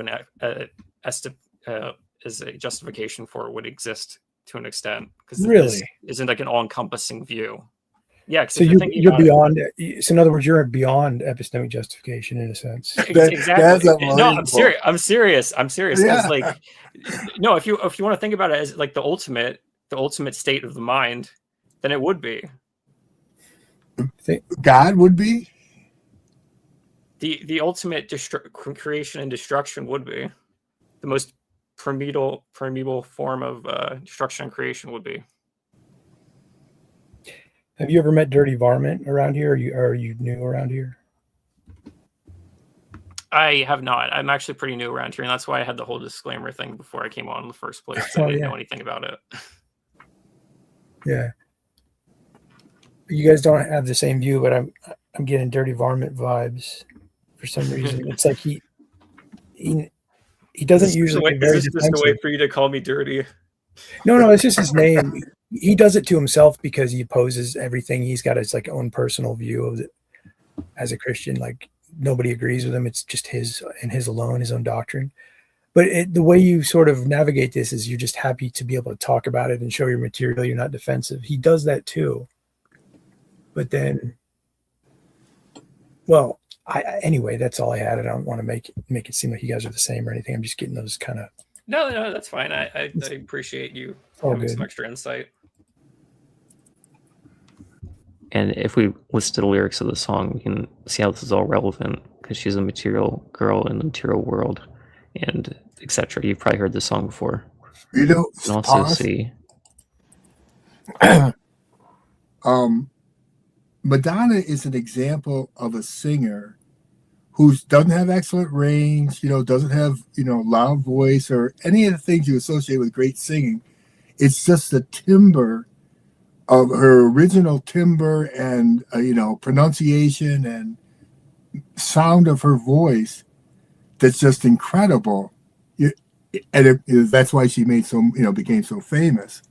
But it's just odd that, she didn't have... one of the reasons why she became so famous, but anyway. Yeah, there's more to Madonna, right? For sure. Yeah, but early days, because I was there in the early days. Well, I saw her in a Vision Quest singing in the bar. She sounded terrible. I was like, what is this? You didn't like that? I'm crazy for you. No, it sounded Yeah. bad to me. I mean, the movie was great, but that part, I was like, wow. Oh, You thought that was pretty good though? oh yeah. You don't like Crazy for You? No, I don't. I like a lot of her stuff actually. Just not. I don't like that though. Huh. Yeah. Yeah, I like her older stuff, but I just think she has a great sounding voice. I mean, there's other singers like that, who don't have like it's just the sound of their voice. It's just a very strange. Well, that's sound. true. I was even making that point with Billy Corgan of Smashing Pumpkins. Like, I think his voice is like hard to listen to, but he has excellent ways of utilizing it and moving it around in a way, like changing the inflection and saying the same thing. But the voice itself is like, it's like nasally and wheezily or something. I don't know. Describe, you know what I'm talking about? Billy Corgan, Smashing Pumpkins. I know about him, but it's kind of weird. I kind of know a fair bit about him in a way, but I don't recall ever hearing him sing, or only briefly, like very briefly. But I've seen him talk about guitar playing, and he talked a lot about Nirvana during that time. Yeah, right. And so I've heard him interviewed quite a bit, really. Despite all my rage, I'm still just a rat in a cage. Never heard that? No. Yeah, there you go. It's a good song too. Yeah, I should check him out. Yeah, check it out. The whole world in the gates, if I can get it. The whole world in the gates. And that's just what I want to share for this clip right here. Before we move on further, I just want to mention that the material lie is the inversion of the pentagram, which is duality. Matter and mind became separated. And the inverted pentagram, as we can see, is the man, but he's inverted. So his genitalia is where his head should be. And as we can see right here, although we see or seem is a dream, but a dream within a dream, Edgar Allan Poe. And over here, we can see things talking about the moon base. Why'd you cut holes in the face of the moon base? Don't you know about the temperature change? Are you mad at your walls or hoping that some unknown force can repair things for you? Pardon all the time you've thrown into your pale gray garden. Pale gray garden is the moon. If your ship will never come, you've got to move along. And now I'm going to go to the next clip. Geb and Nut represent the sky and the earth. They are from Egyptian mythology. And as we can see, Ra, fearing the potential of Geb and Nut's offspring, decreed that they could not have children. This created an impasse, threatening the continuity of the cosmic order. However, the resourceful god Thoth intervened, and he challenged Ra to a game of Senet, a popular Egyptian board game. Wait, what are you doing here? You're going into mythology to... I'm backing up my my claim about our light being fragmented by Saturn further. Where does the mythology come into backing up the claim? Well. So in the beginning, I said that we're all made up of atoms, that we are Adam from the Bible, and that we are also Atom Ra, which is Atom Ra from Egyptian mythology. So you have all these identities? Yeah, it was fragmented, is what I'm saying. I'm saying that these are all pieces of the one same thing. So that's basically what I'm saying in this video. But why? Why are you saying that both are from the same one thing? It's the vocal intonation. It's the same vocal intonation, and we can see that these are fundamental building blocks in like all kinds of different perspectives. And this perspective. Are you sure that they're the same vocal intonations in Adam, Atom? Yeah, well, but I mean that doesn't seem like that's a lot to go on. Well, it's an energetic frequency. Like when you're speaking with your voice, it's an energetic frequency. So. How do you know that? I mean, how do you know that that's significant in some kind of mystical way? I view everything as being meaningful. The opposite of a nihilist. Yeah, although I do view coming back into the one state as being meaningless in the sense it's like a lonely god kind of scenario. But you're going back to where you already are in a sense. That's part of the problem. Well, it's dissuading the illusion. Well, your mind is outside of it, apparently. Yes, yeah, my mind is outside of it, but I'm traveling through the illusion. I'm traveling through the So your duog. which mind's is outside of it, and then you're saying your material body is traveling through it, and your mind observes Yes. it from an outer Yes. perspective, and that outer. Well, then that's not a monad or whatever it is. If you're outside of it, then it's not a monad. Do you see that? What?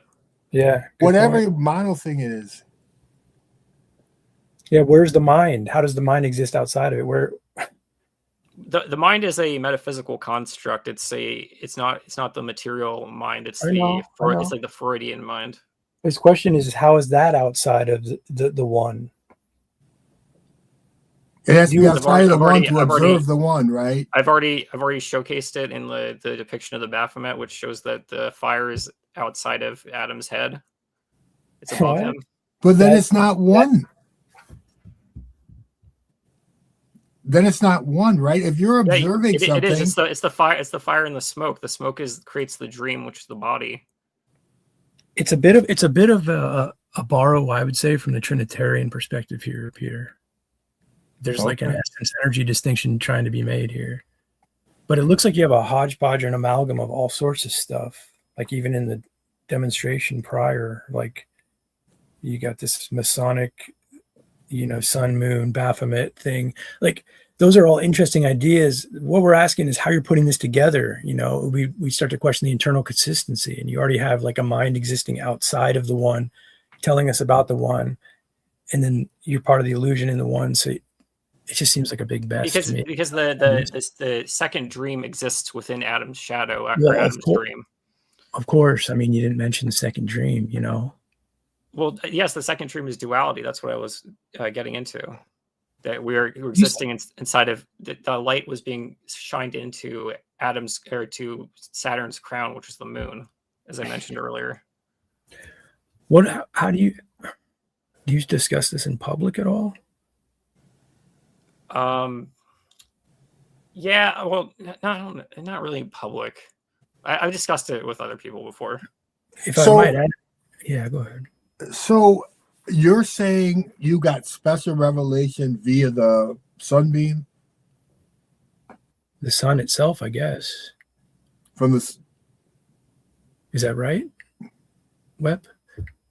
It's internal. It's an internal observation of my outside environment.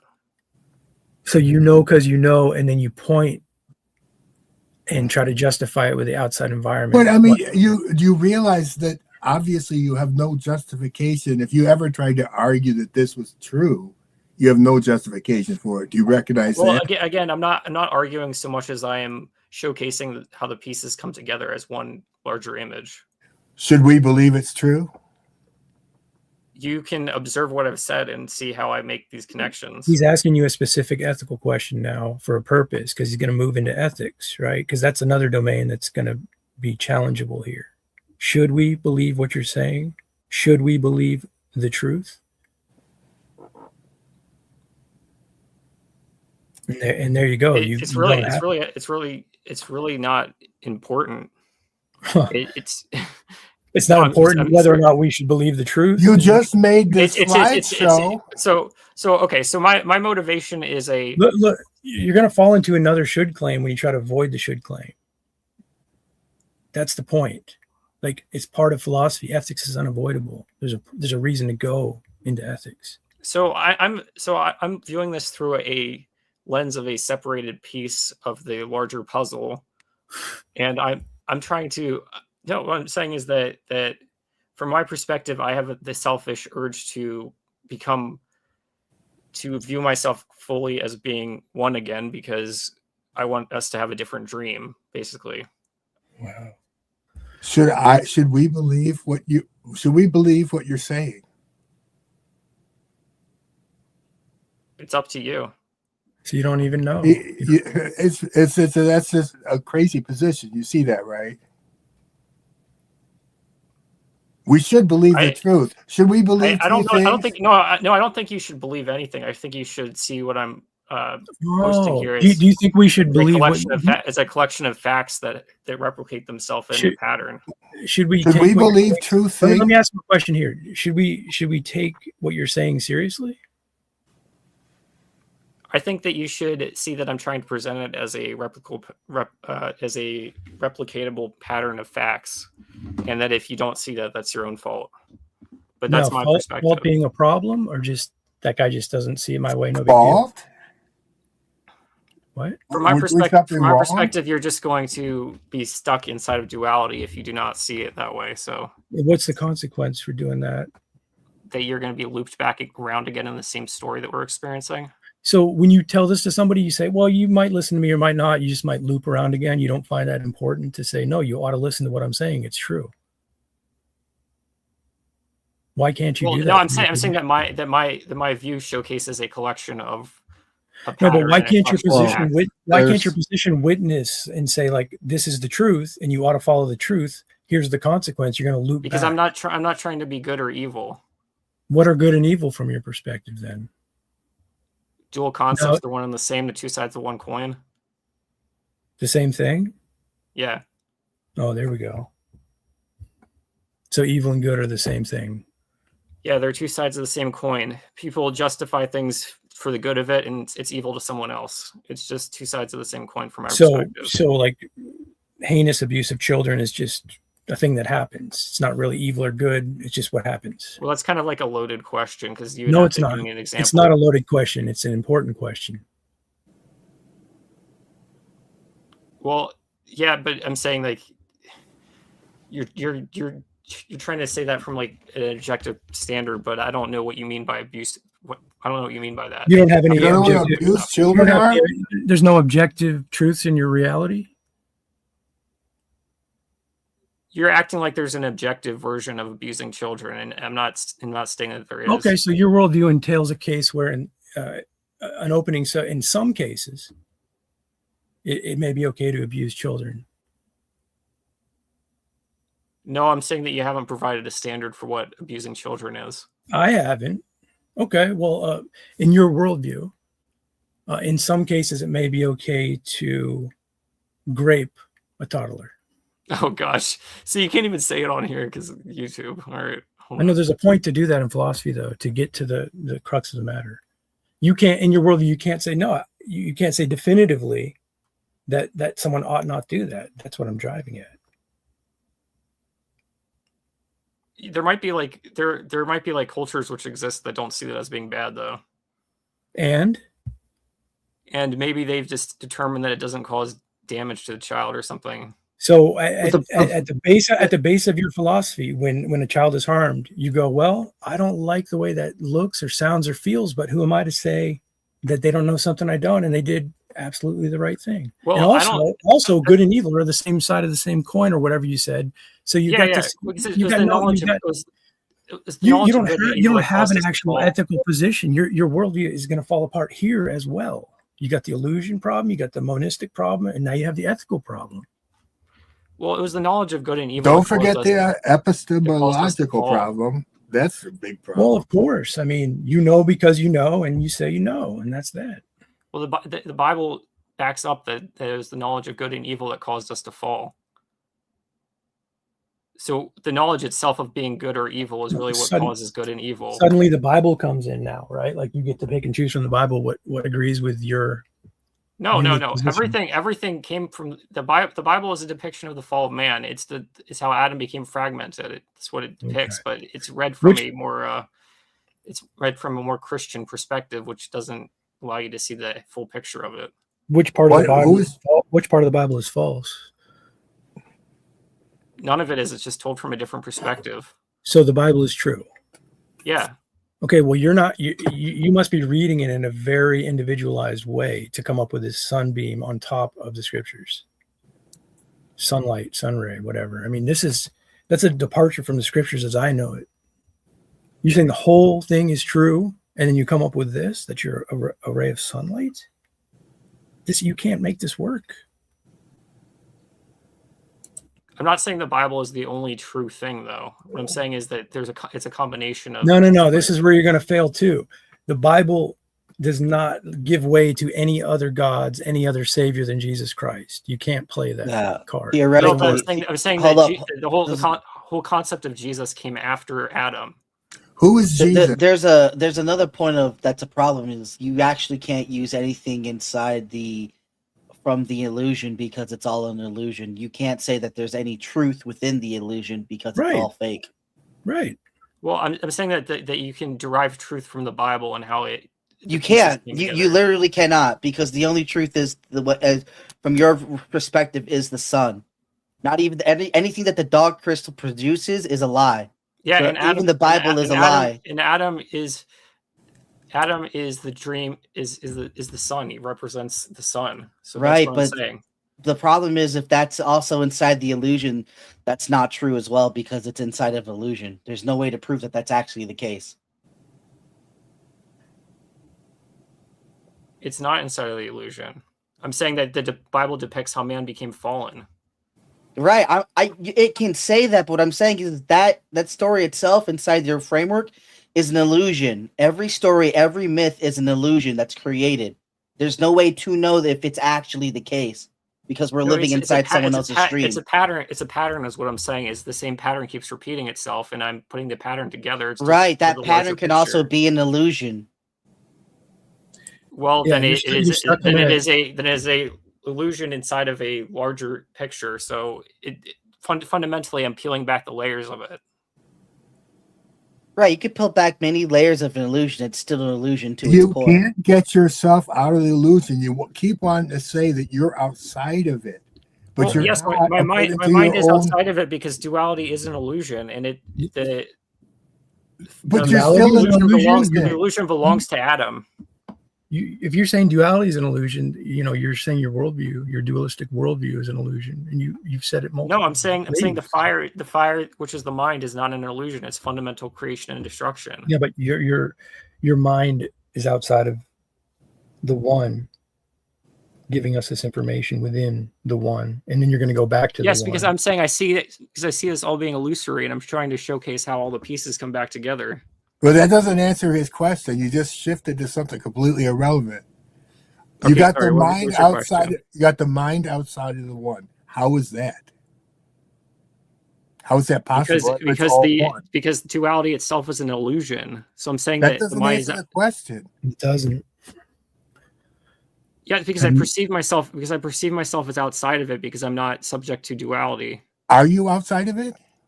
You do realize the moment my mind is outside of it. I thought it was a one. Yeah, you can't say you're outside of it because the moment you say you're outside of it, you just created the duality. There are people inside and people outside. That's dualistic. Right. It's the snake eating itself. You can't escape. Not really. Like you said, your body is inside the delusion, but your head's outside. That's a distinction. Duality is part of Adam's dream, so it comes from the flame, which is his mind. Well, it was nice talking to you. I got to go anyway. I'm not because of this point in the conversation, but I got. That's okay. I appreciate you being on here. Regardless. Thanks, Peter. Yeah, nice talking to you. You got a strange view. I know I do. Oh, who do you think Jesus Christ is? Horus, Zeus. Do you pray? No. I think it's ridiculous to worship yourself. That's like it's glaciistic from my perspective. Would you be willing to, at some point in your life, try praying to Jesus and ask him to help you? I don't know about that one. I don't see why I would. So I guess I would have to have a reason to do so. Okay, fundamental.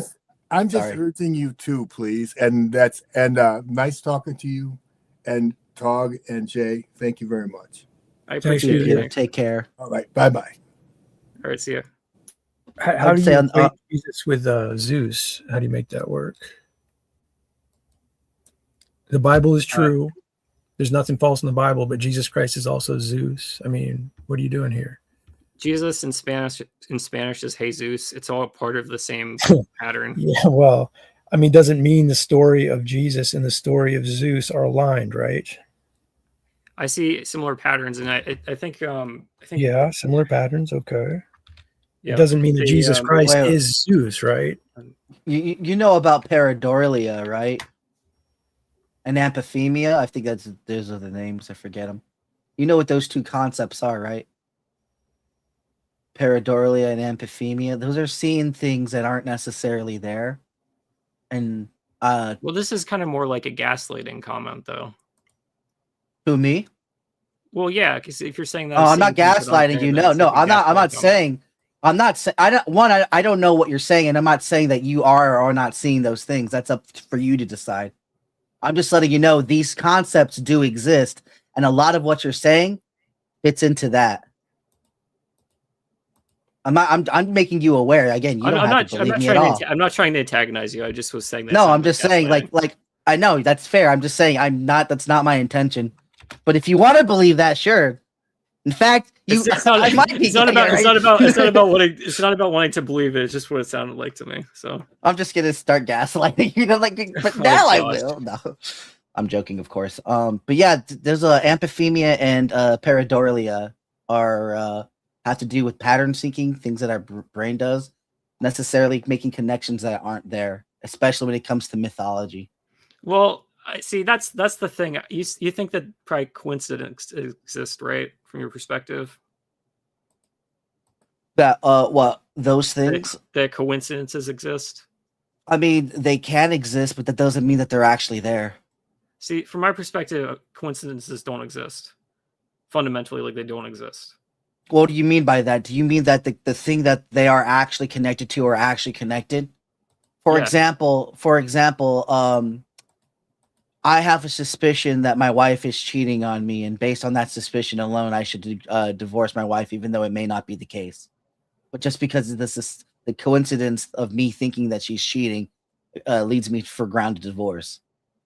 That's not really a coincidence. I think he's saying, Arch, if I'm not mistaken, that whatever we think is call a coincidence is merely something that we're not connecting.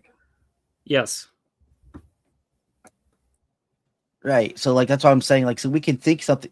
We can have. There can be an instance where it can look like your wife or something like that is cheating, but not be the case. I don't want to get your channel in hot water, but you can actually see that in gematria too, because that's how they use chaos magic. They use the words because they're connected to different words.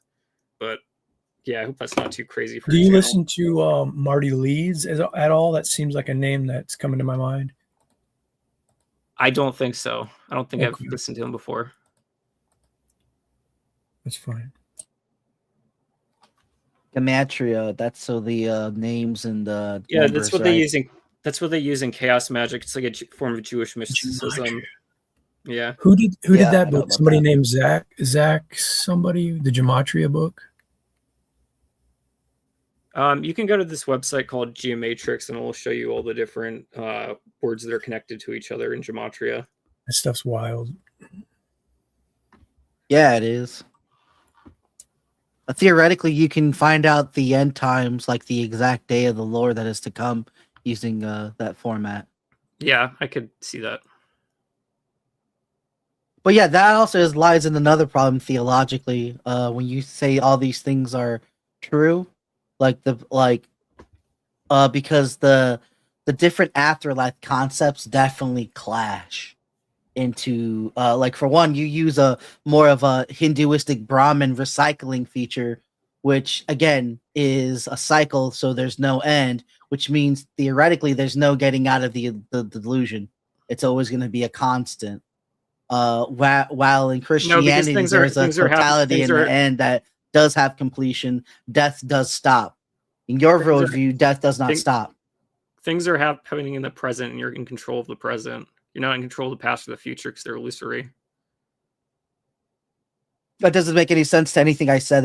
That I don't see how that applies. Because you're saying that that it's inevitable that you're going to be recycled. I'm saying no, that's actually not the case. Is that the past and the future are illusory. So you have control in the present and what you do. I asked you this yesterday about when you died, and is there? You said no. There's no afterlife. You just either go back to Adam. There's a lot of channels like that, JG.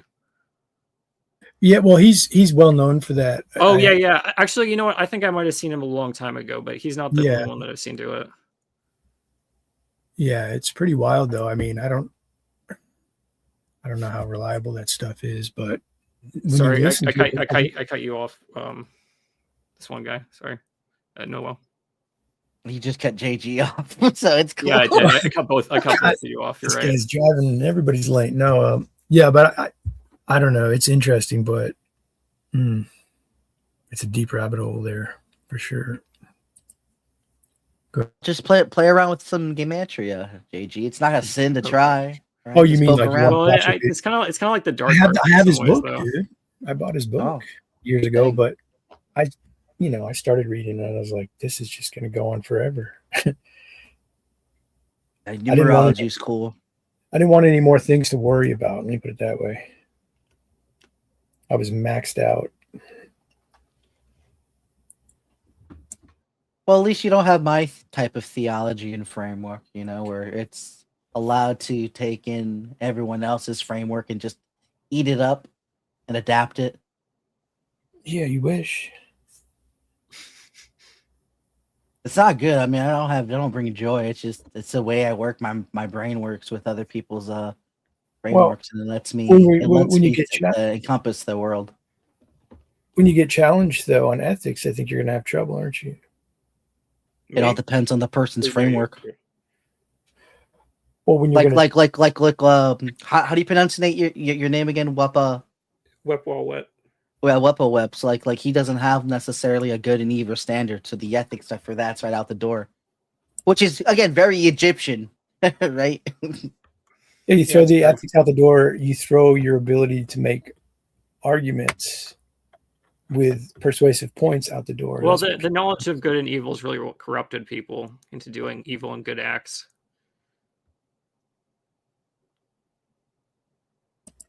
From my perspective. Yeah, but you said that good and evil are on the same coin as well. You can't answer a question about a child being abused because it might be up to somebody else that child deserves to be abused. There's problems. Well, they might be doing that because of the knowledge of good and evil. So I have to know the exact situation and what it entails. What I'm saying to you is there is a situation that you hold in your worldview where it may be okay to grape a toddler. You can't conclusively say it is never okay to grape a toddler from your position. That's what I'm pointing out. No, I'm saying that whoever would do that from their position might have the justification to do it because of a good or evil idea that has been created from duality. My point is that you can't definitively state they are objectively wrong in doing so, correct? I would have to say that myself is objectively wrong, like as a larger self, like that Adam is objectively wrong. What is the point of going there? Now you're arguing for Adam. Adam is responsible for your arguments. Are you responsible for your arguments? I should have asked you. Are you responsible for your arguments? I'm a perspective. I'm a piece of one of. Yes, I'm okay. A perspective. Okay, Mr. Perspective. Who's responsible for the arguments and claims you make? I am. Okay, good start. So you've made a distinction from the one, haven't you? Because you have different perspectives than other people. No, I'm saying that. I'm saying ultimately I'm Adam, but I'm a fragmented piece of Adam. Oh, ultimately you're Adam, but to pretend to answer the question, you're responsible. Oh yeah, it shifts to collective to because again we're doing this. Yeah, like I was saying, again we're doing this through the lens of duality. So like the computers themselves are dual. I don't know what to tell you. Like it's a ones and a zeros. Who's we? All of us that are on here, we're doing this through the computers, correct? And you're saying it's binary, Boolean logic. Where's that getting you? How are you just positing? I think you're just positing a fragmented environment. I feel like you're just positing in answers that aren't satisfying what's being presented for some reason. Okay. I don't know if you're doing that on purpose or reflexively or what. I'm not necessarily trying to do that on purpose, but it just might be the dirty varmint thing is like the happiness to just. There's something about you that's just like happy to like throw stuff out there and see what sticks. It seems like see if you can pass this one off. Does someone ask you directly, like, ought I listen to you? Ought I follow what you're saying and take it seriously? You can't even answer that definitively. You're like, well, do what you do. Either way, it's fine. It's fine. Yeah, right. So I'm saying you've abandoned ethics in your worldview. You have no sense of right or wrong. You're saying, here's what I think is true in reality of all reality in my unique view, but I don't know if you should think about it or consider it, like, what kind of position is that? Why would you stand by that? Why would you get online and talk about it and say, oh, it doesn't matter if you follow it or not? I don't know. What are you doing? Because I'm either pushing you further away from my perspective or bringing you closer to my perspective. I realize that, but you don't know if the further away, the closer to is important from your perspective. It is, and I've said it already. Okay, it's important now. Oh, So actually, I I talked about this last stream I was on with. Okay. Ought I follow what is important.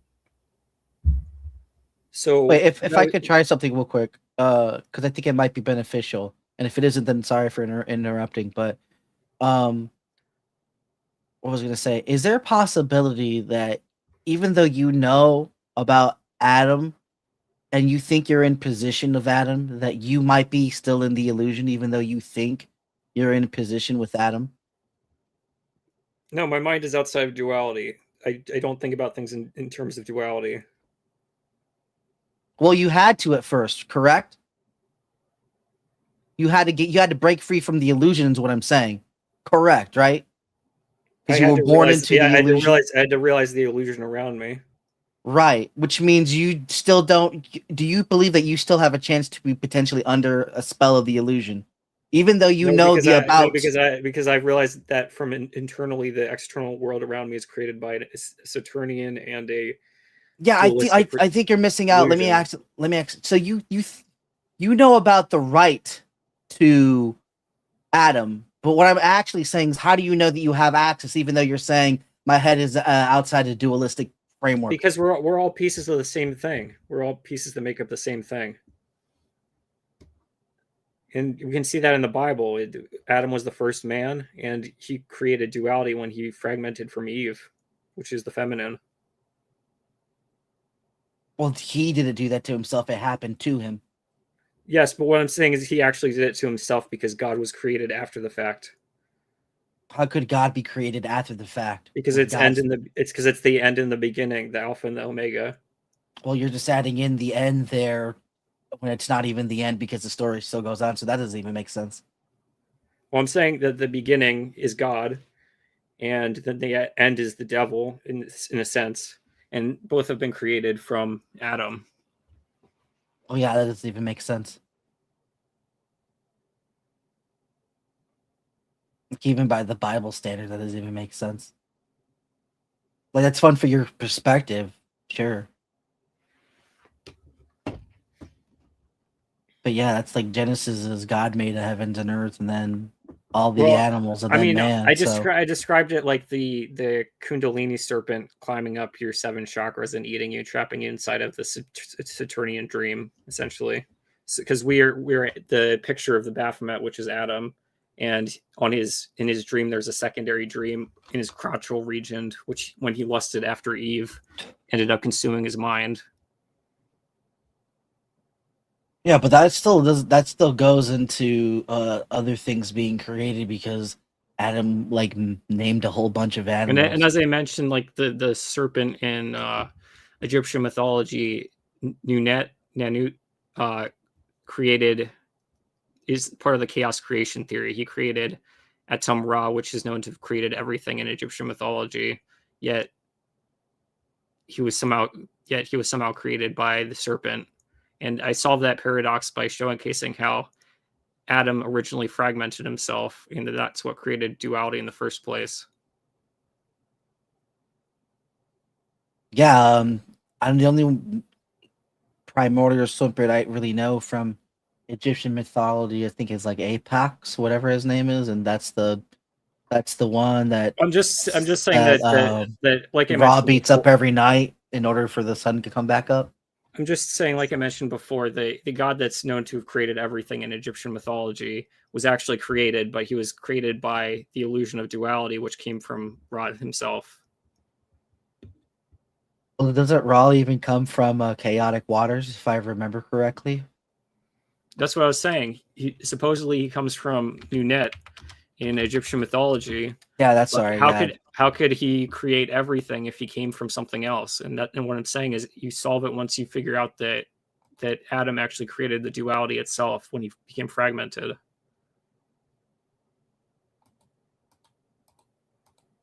Right. This gets very reminiscent of like Norse mythology, Odin, and Odin gives up his eye in order to have knowledge. Well, Odin's like Horus because it represents the one eye of Horus, so you kind of have the crossover there. Yeah, But that's the same symbolisms crossover. Yeah, Norse mythology is a little bit more cooler, but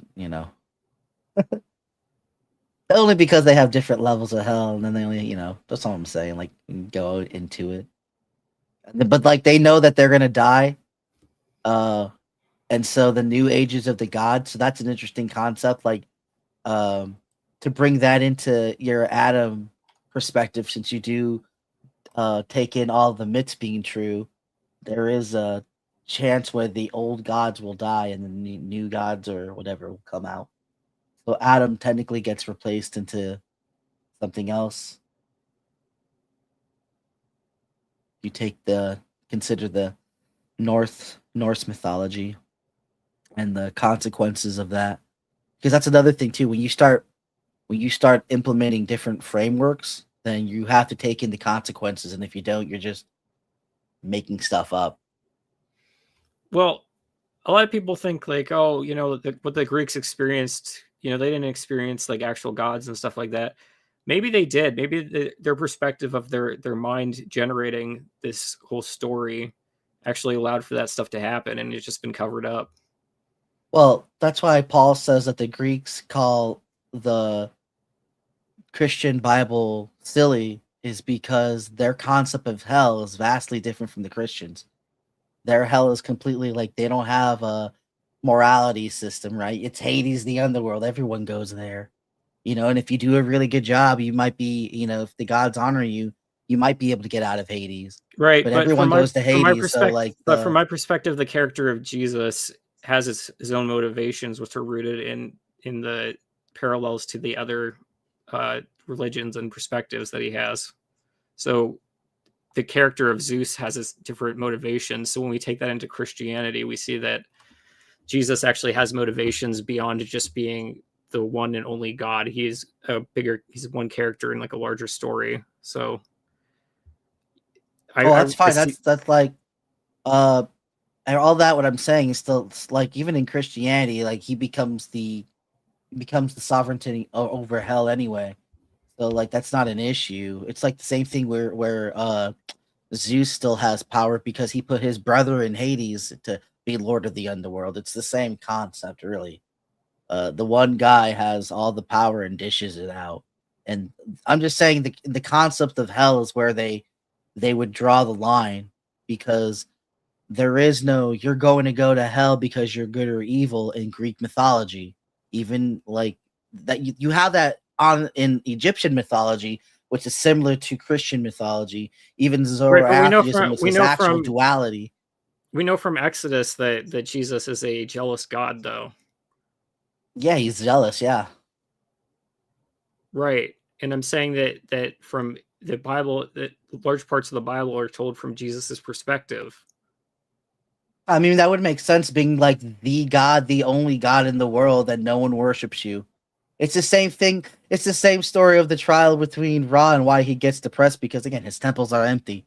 You'd get kind of jealous. It's a jealousy. You want people to know that you're the best. You're the best, and no one's going to you. You're the best, and no one uses you. It's an insult, Of course, it's gonna be jealous of that. Like, you're gonna go to some lesser fucking god, and not me, you piece of shit. Like, I'm the fucking OG. Yeah, well, that's what I was saying is that sorry, JG. Like Horus in Egyptian mythology kind of replaces Ra, as we talked about before, for being worshipped and stuff. Got the imagery of Ra got replaced with Horus. All right. So he became worshipped instead of Ra. I mean, well, that's actually another point. You kind of have this concept of like the false light, is what I was getting into. Like that actually goes into my point about like the way you imagine the illusion, because and then when you have sorry. Yeah, well, you're fine. We're all like embodiments of Horus, which makes us back to Pharaoh, which goes back to having and accepting worship. because we're Pharaoh. We're supposed to. We're You, like you might we're be. You supposed might to be be a, like Ra. You might be an embodiment of Horus, but I actually come from Cain's bloodline, which is Set's bloodline. Oh, I don't even know what that means, dude. Okay. There's two different bloodlines that got separated into from the Bible, and I mean, also from Egyptian mythology. I mean, I don't know what you mean by separated, considering they come from the same mother and father. I'm confused. Yes, I'm saying they split off into two separate bloodlines that represent the whole of mankind. So we trace them back to two different lineages. I don't know about that one. I guess so. I guess so. If you go through the whole Cain and people of wherever the town he was Nod. Where was the town? I forget the town. It's been a while since I looked at that part. Yeah. Which goes into again more people that are there that is unspoken about. A lot of Christians miss out on that part.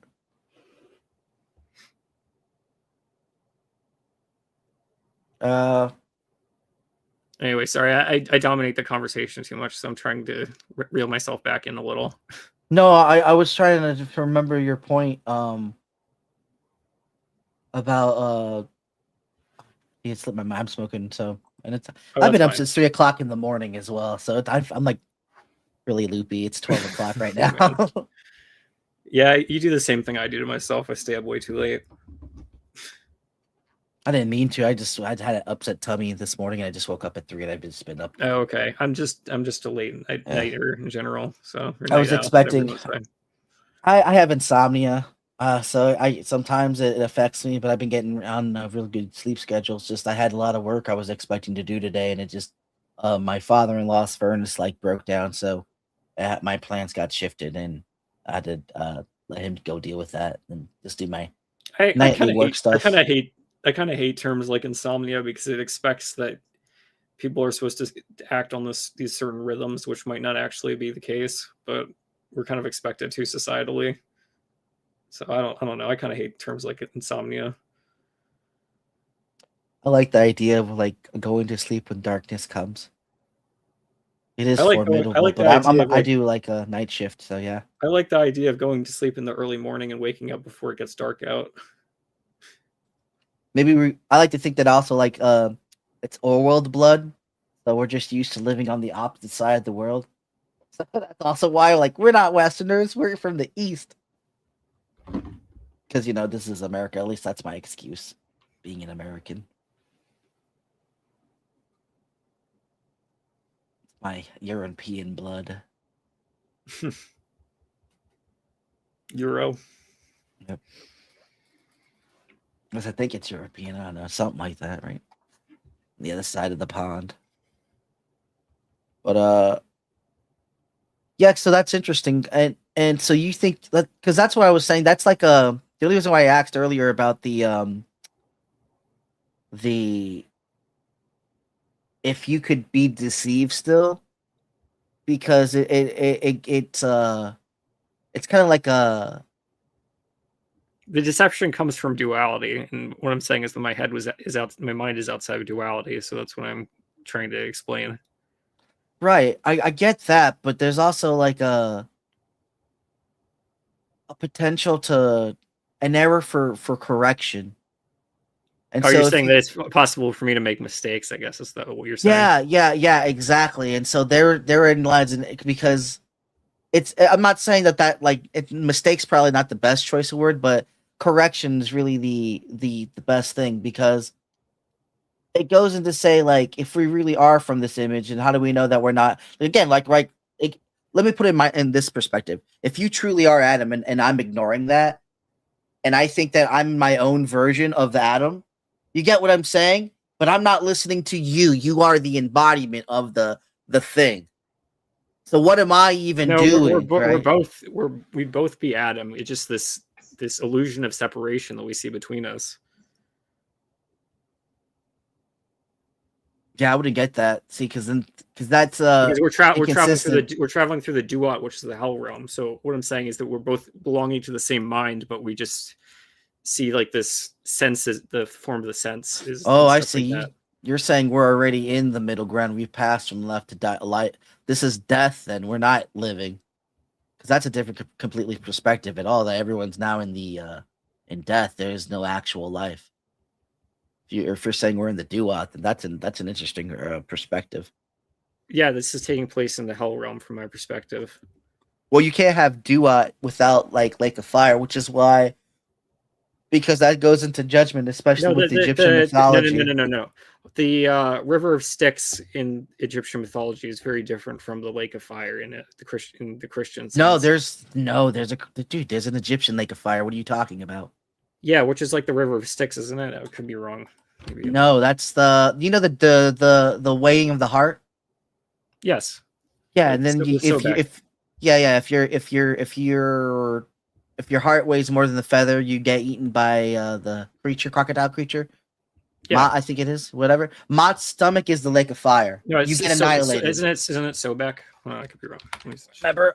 I know it's probably is. I don't remember all the names of the funky gods, but they are pretty cool. But no, that's essentially the Lake of Fire. Like that's a annihilation, and you go to the duat if you're well. But again, you can live again if you're the king and you know how to. That's about the Book of the Dead, dude. So that's part of Egyptian mythology is about balance, and we can actually see in the Bible that if ye are lukewarm, not hot nor cold, then I'll spit you out of my mouth. And that's what that verse is about. It's about the serpent either consuming you again or spitting you out because you're not belonging to duality.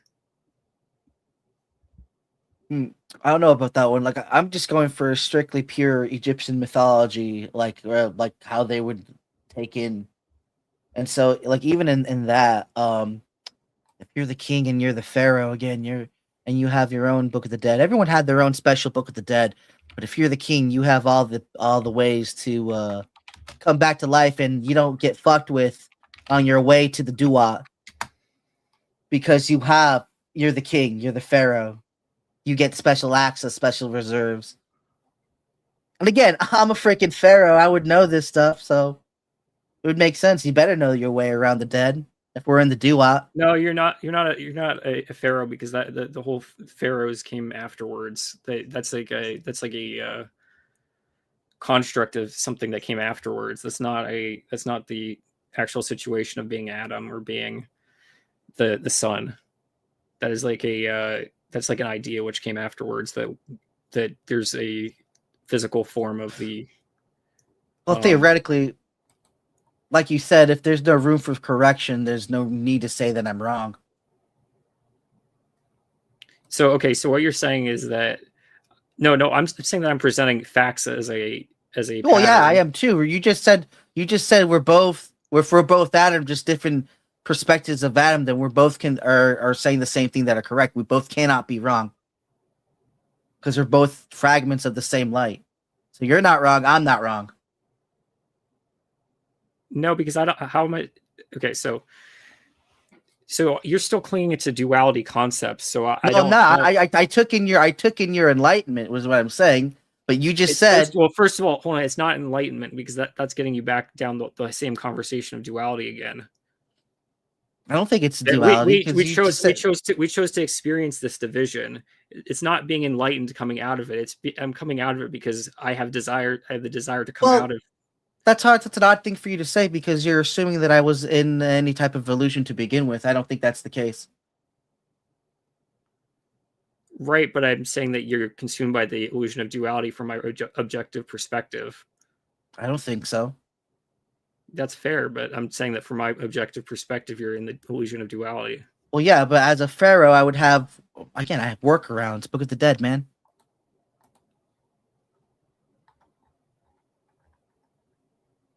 But the whole idea of pharaoh came afterwards, just like Jesus came afterwards. Doesn't matter if it came afterwards. It's still the fucking powers of the Book of the Dead. No, because the beginning and end. I mean, it's by Ra. Ra did it for his own purpose. there's only the middle point. The middle point is the only thing that exists, which is Adam. The beginning and the end, and everything that is in between that and Adam is illusion. Right, and we know that. It's the concept of the passing of time, which is an illusion.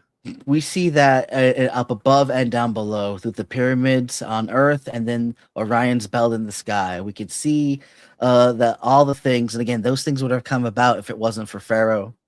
Which goes back to my point. Everything you're pointing to is physically representative. I told you, man, I can take on anyone's worldview. This is pretty good. Sorry, I just zoned out for 1 second. If you can repeat yourself again, then I would appreciate it, but you don't have to. I said there's Orion's belt, there's that above and below, and that was done by the work of Pharaoh. Yeah, I'm just saying that your whole idea of Pharaoh came after is what I'm trying to get into. Well, no, it's always been a part of me. There was no after, no before. I'm a present. No, I'm talking about a present tense. If everything is a now, then it's presentism. So I've always had known there could have been a time that I could never not know. You don't. Knowledge of time is the knowledge of good and evil. It's duality. I don't understand what you're saying there. Yeah, I don't think that there's time. People call it passage or whatever, but you just use time to justify what you were saying. Yeah, I said there's presentism. Presentism's now. It's not time in the now. Okay, but I was saying that you were using the past and the present to justify. In what way? Your knowledge of being one. In what way? I would have to rewind it because I honestly don't remember exactly what you said. I mean, I even have the username of this one guy, so I'm pretty more one than you are. I'm just gonna say that right outright. Okay, thanks, JG. I appreciate you tolerating me on your stream. All right, yeah. Do you want to end it then? If he wants to end it, I guess I could. We could always talk next time. I don't know. Oh, guys, I gotta go. No, I was just saying, you guys go ahead. I'm good. I just gotta drop out. You guys take care. All right, thank you for tolerating me, JG. I appreciate it. Yeah, I'll go ahead and drop out because it's 12:20 my time. I should probably get some bed. All right, I guess I'll go too. Thank you. All right, later. All right, see you, ToG. All right, take care.